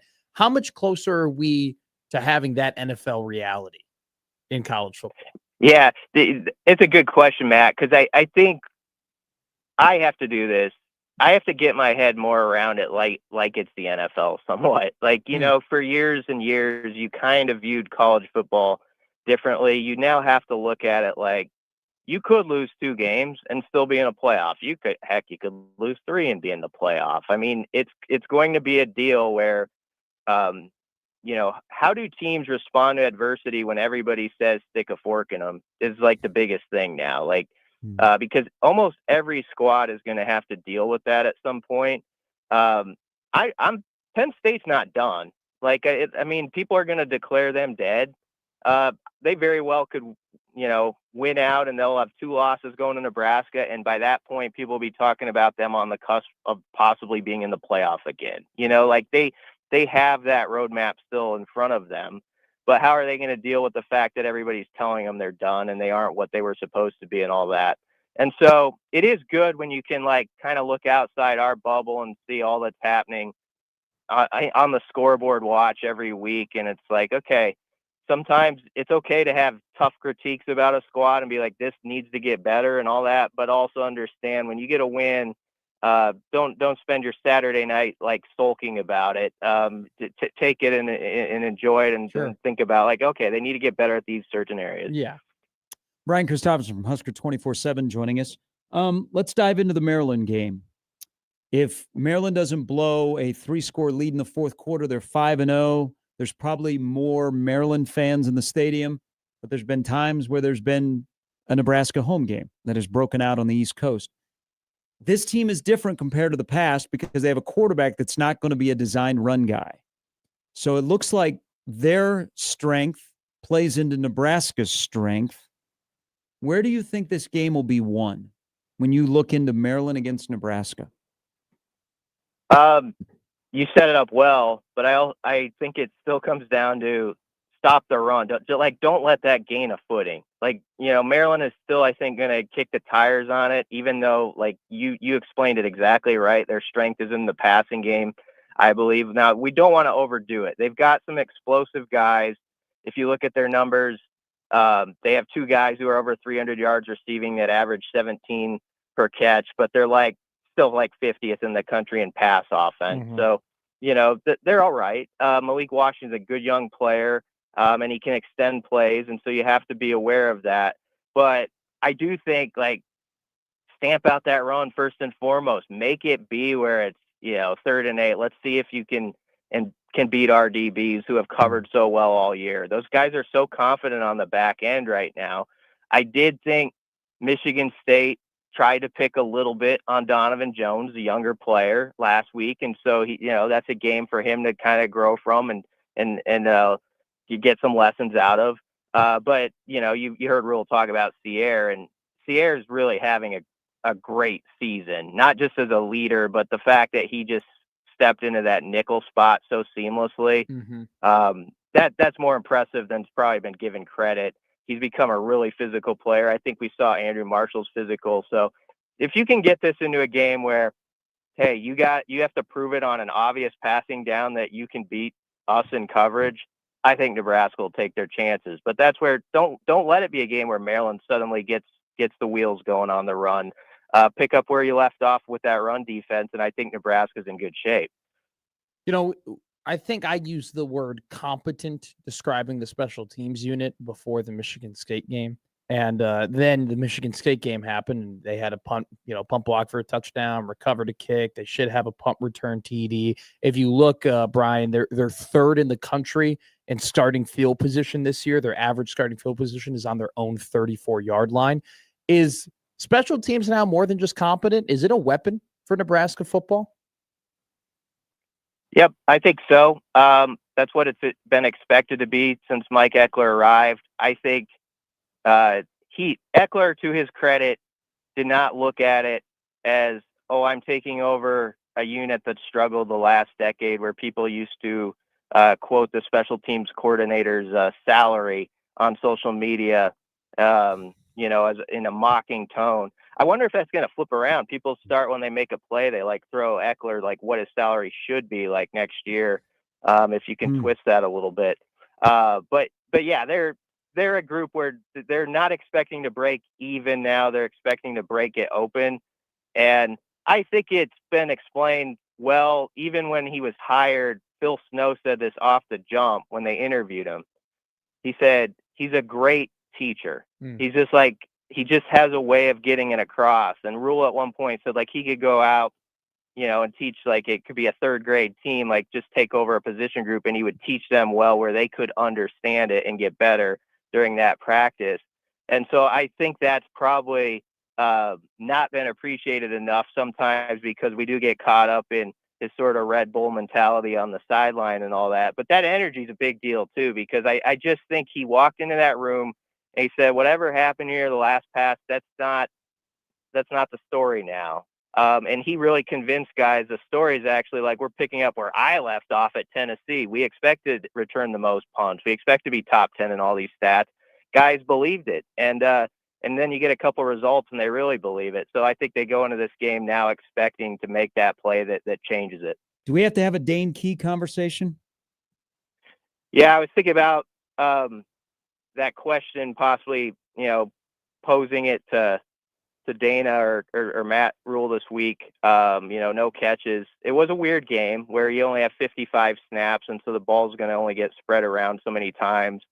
They missed them, as it was said, on what could have been a wide open touchdown. So sometimes in those games, there's like 2 or 3 plays where it was there and it just didn't happen, and it would have been a different storyline if just one thing had been different somewhere else. But I guess if you want to spin it though, we said all off season, the good thing is we think they have depth at wide receiver, and on a day where the guy who was viewed as the biggest portal get for Nebraska by a lot of people didn't have anything on the stat sheet. You had another guy, Isaiah Hunter, who was a huge weapon, and Ja'Cory Barney showing like I can change this game on 5 or 6 plays. And so that's the advantage of having 3 or 4 wide receiver weapons, which they haven't had in the past. They've had those 1 or 2, and if one guy gets shut out, they're in a lot of trouble. In this case, that's not the story, but he would be a guy you'd love to see, and I bet deep down the staff would love to see get some action this Saturday, and I wouldn't be surprised if they try to feed him a play or 2 early. What's been a positive or happy surprise for you on this team? A happy surprise would be, I think Williams Nwaneri is a happy surprise. I mean, maybe that was obvious to some people. It sure wasn't to me. I know his recruiting credentials very well, but like in the spring or the summer, I would write like, was he going to be more of a niche guy this year? Is he going to be that guy who gets 15 snaps? Where does he go with it? Because he, last year he played like 30 some snaps total at Missouri. And I just think this culture around here, the fact that, he has a connection with Mosey and some of these guys, it's been really good for him. I think he's taken some of the pressure, by his own words, off his shoulders of being what you would call like a first-round draft pick and just enjoying football again. And I would not have guessed that he would be this effective this quickly and also be the guy who's playing the most snaps on Nebraska's defensive line. Would have never thought that, like in early August. I thought he had all the potential to maybe be this like a year from now, but not right now. I asked Sam this, and I'm curious because you guys at 24/7 may do this when you get to the mid-season, after this upcoming game where we'll be halfway through the year. There is Caleb Downs at safety in this league, who I think should get Heisman consideration. Then there's a little bit of a gap. But isn't there a guy named Deshaun Singleton that's going to have a play either for a mid-season first-team All-Big Ten or definitely when we get to the postseason? He should have a play at it. This is where you got to win games right now to help those individual things when we get to that day in December when it's announced. And you know how it's been around here, Gary, like where there's been that player or two Nebraska fans have thought actually deserved more than he got on those accolades. And because the team didn't have the same record, especially in an 18-team league now, they were nowhere to be seen. And so that's the key. He's playing at a really high level. I think he was on a mission. Like, I got one more chance at this. I haven't played my best football yet as a Husker. And I said all along, he could be a Ty Robinson story where he was like Ty before in Ty's second to last year. He had that injury that led all the way up to the season, and he played in the season, but he never really got going till like November. And then that final year, you saw what he could really do.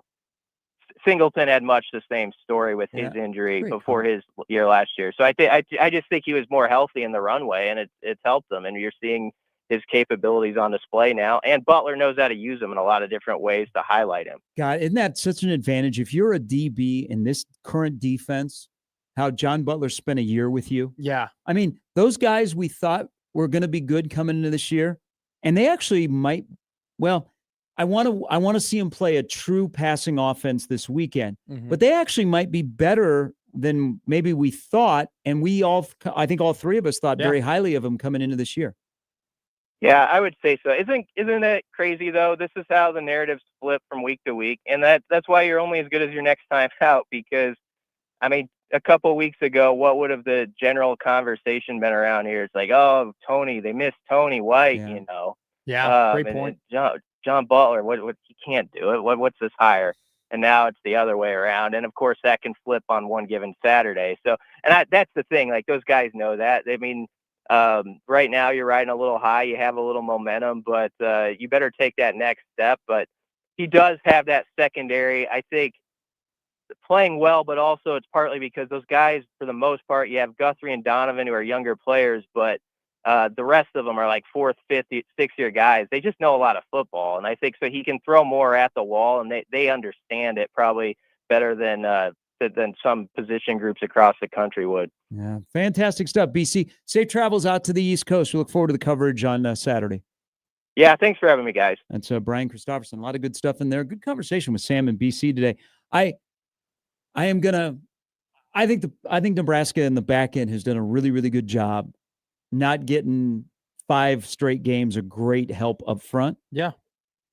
If they have another good Saturday against a team that won't give them a run option but more of a pass, and they shut them down, then I think Monday we have to have a real conversation about comparison of the 25 secondary to some others that have done really, really well. I agree with you, and I do think that the defensive line, especially in the pass rush, was better just overall, but I think they got a ton of help from the secondary. I mean, in Childs in a lot of situations had to hold on to that ball for a pretty decent amount of time, and it allowed for that pass rush to get there and then make him get off schedule.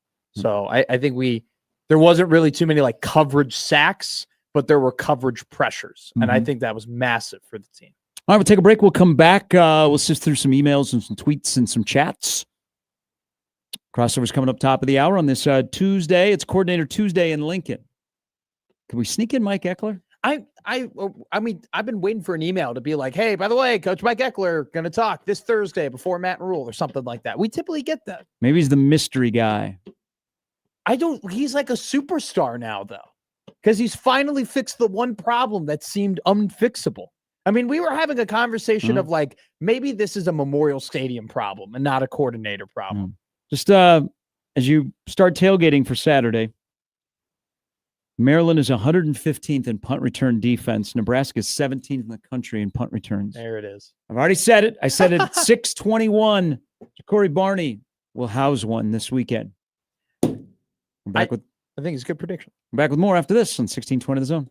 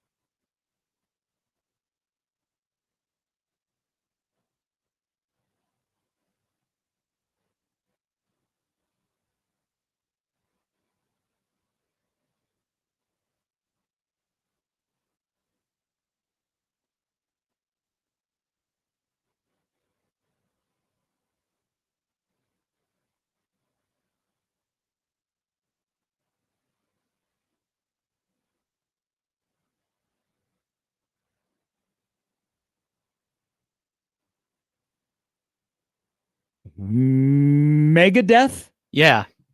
I actually wasn't trying to click that one and clicked the wrong one, but oh well. I wanted this. All Click right. that one. Yeah.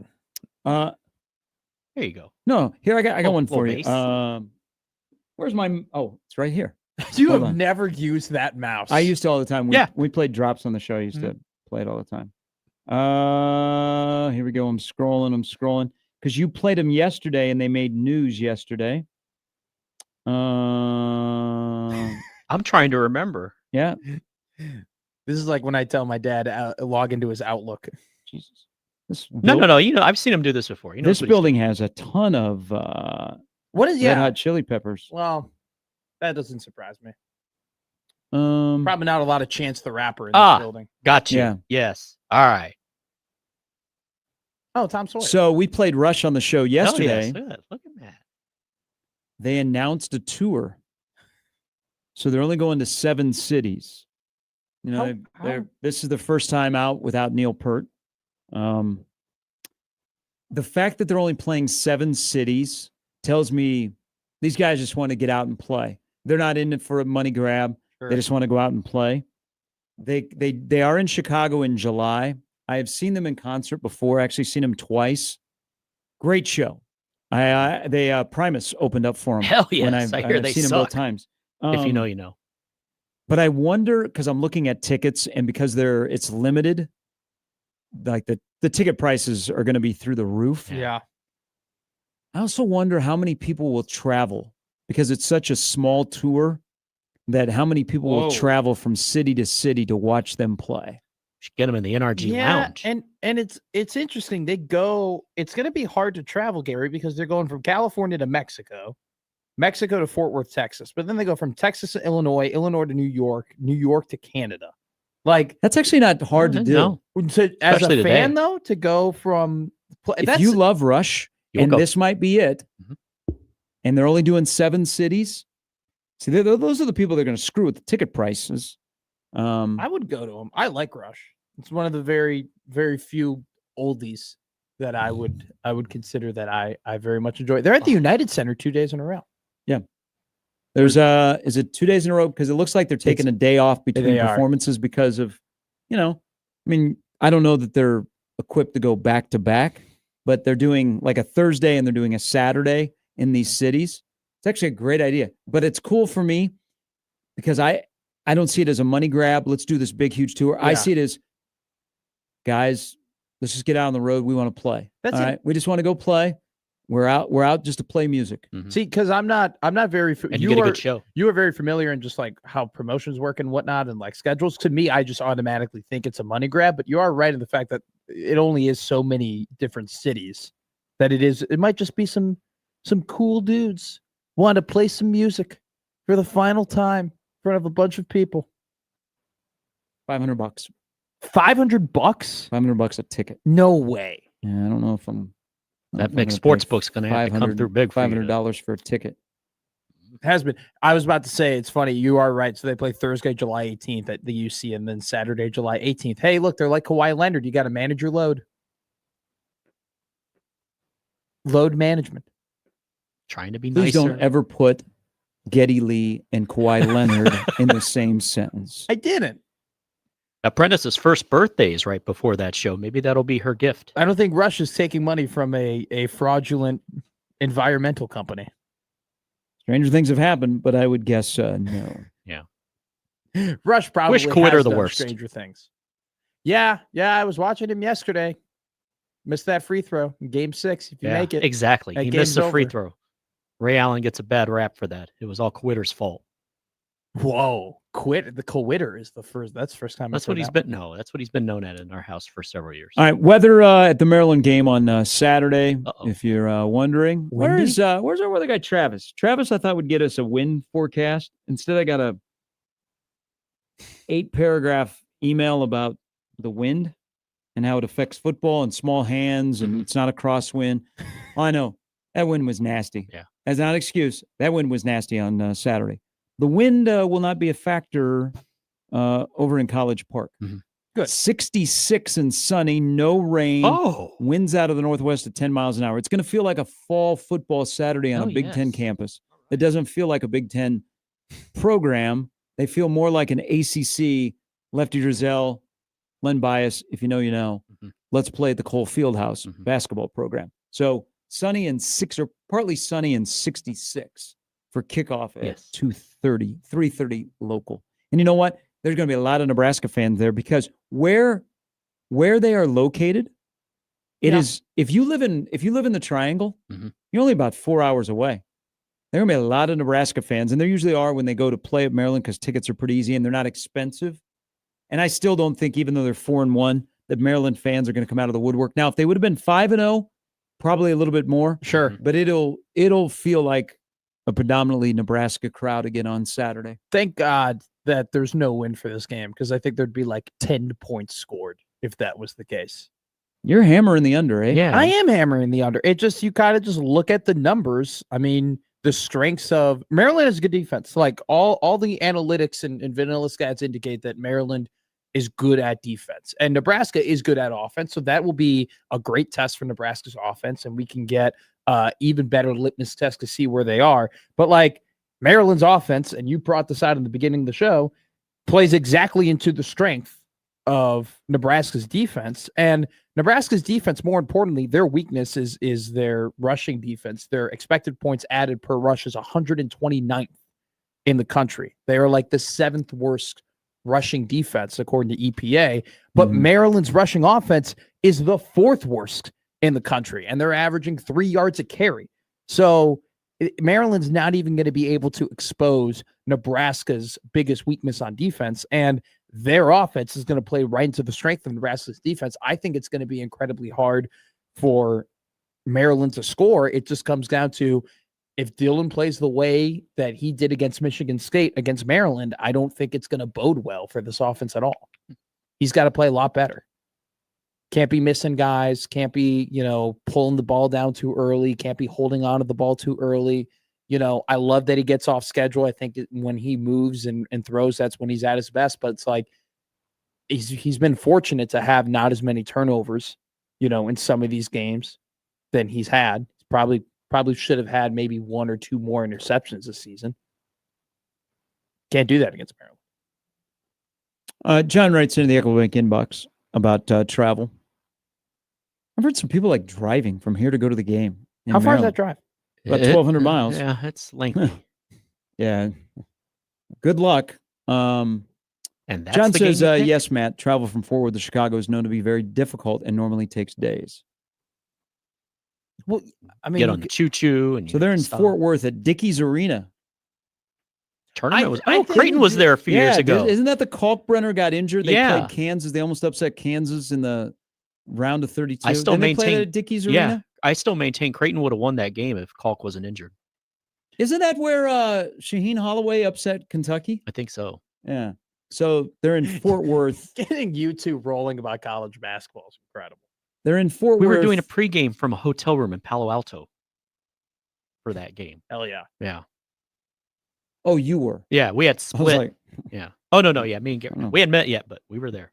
so they're in Fort Worth June 24th, and then they don't play again until June 28th, and then they're not in Chicago until July. They're in Madison Square Garden July 28th, July 30th.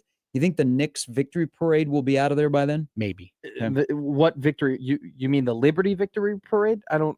The New York Knickerbockers. Are you talking about like maybe the Ultimate Frisbee team in New York who's pretty good? They'll have a victory the parade. New York Knickerbockers, Yeah. your 25-26 NBA They're champion? Who's not coaching Gonna, them is now? this your prediction? No, I'm just saying Okay. they have a pretty good chance to be there. Well, they have a pretty good chance to make it to the NBA Finals this year because of the injuries that have occurred to many different teams across. You don't think the they're West. gonna knock down East. Oh, Spurs Knicks rematch in 1999. All right. What? Put What are on you the about board. to say? no, Why you can't say that? no. It's just people, 7 people words. are texting about things. All right, so June 7th is the first date for Rush. I just did the sign up. God dang it, it's through Ticketmaster. Oh. Good luck. Oh. This is going to be what happened to me with Poirier. Unfortunately, will happen with you with this. You're going to come in here with your tickets with high expectations and hopes that maybe you'll see your favorite thing for the last time. One of your favorite things. For the I mean, last if time. I don't see him, I don't see him, but I would like It would be cool. mean, You're not having Neil. I don't know who's going to be on tour as the drummer. Have they announced that? They'll probably get something really good.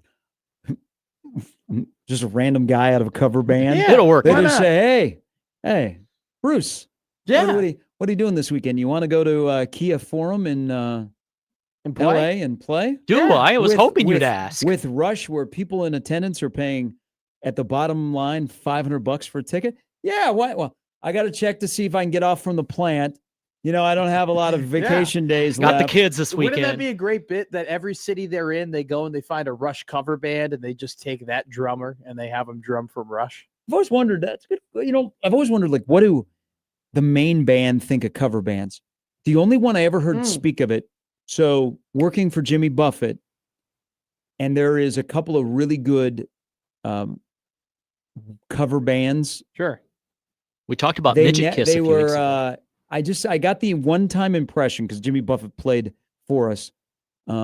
They were not enamored with the Really? cover bands, but I'm thinking, man, cover bands that are your bands that play all of your music, kind of help your, hey, all right, I like it. No, I can't for go sure. see the real ones, but they are in my town. Like Fleetwood Mac, fake Fleetwood Mac. I saw at the You said they were a banger. Yeah. downtown. They were really, really good. I mean, they sounded exactly the same. Yeah. Tiny Kiss. I Yeah. mean, they do a great job of Oh, is that what they were promoting- called? Oops.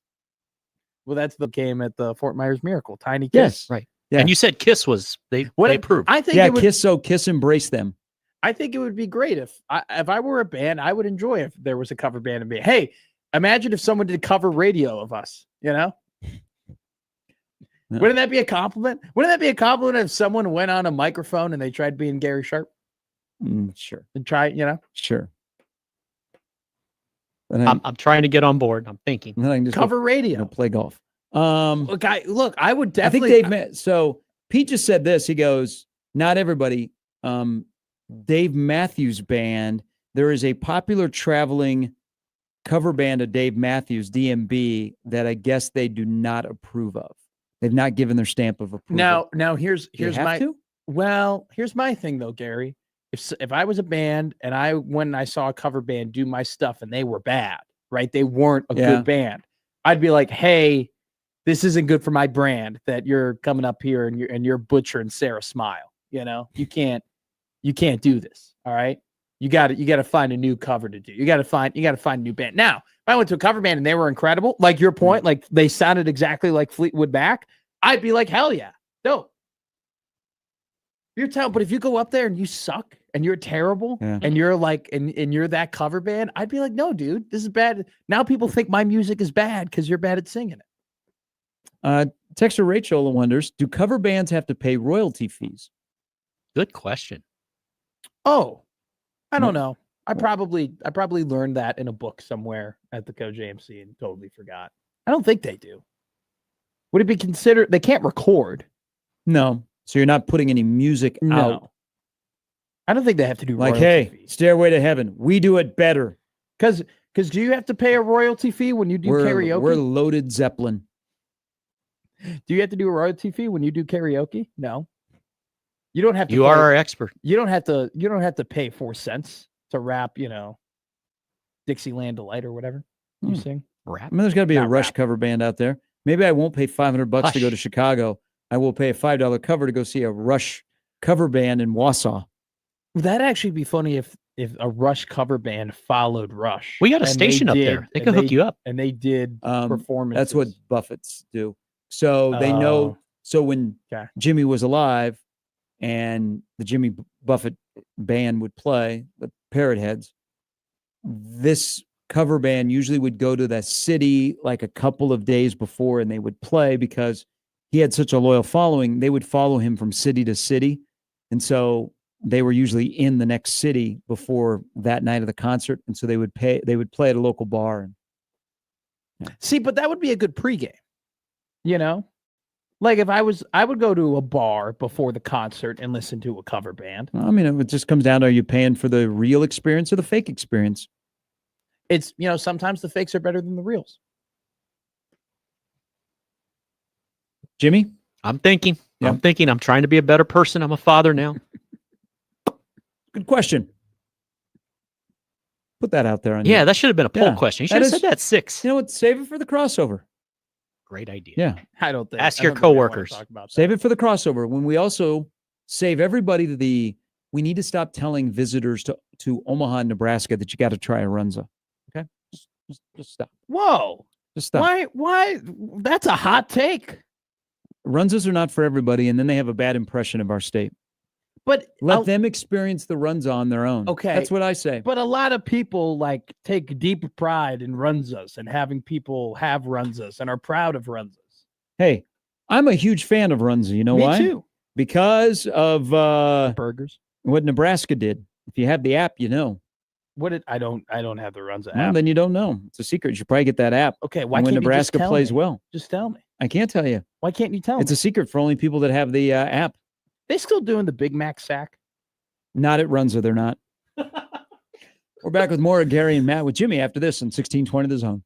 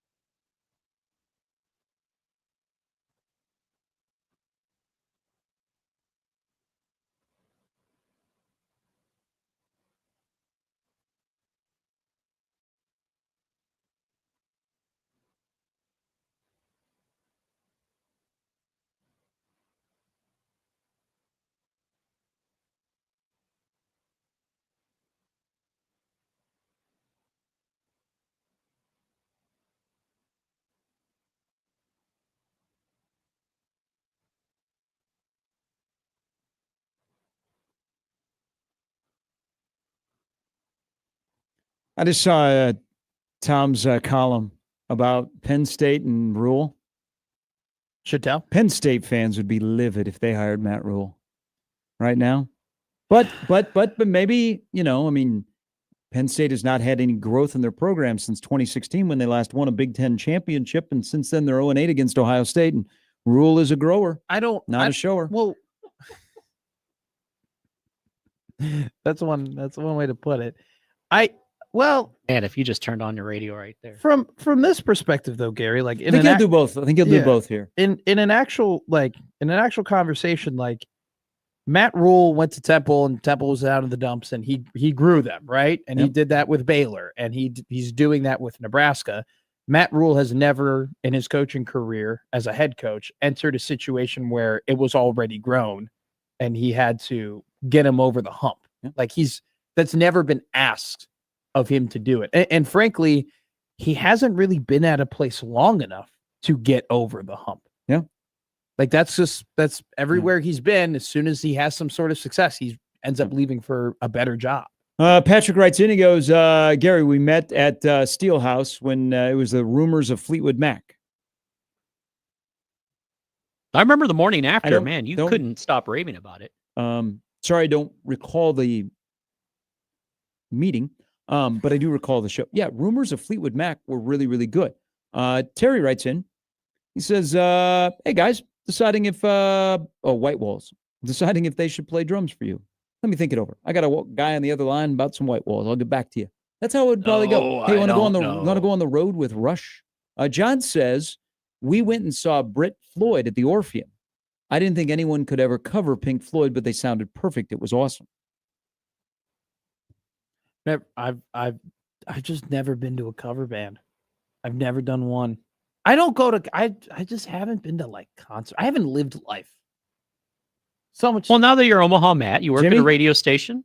Take care of you.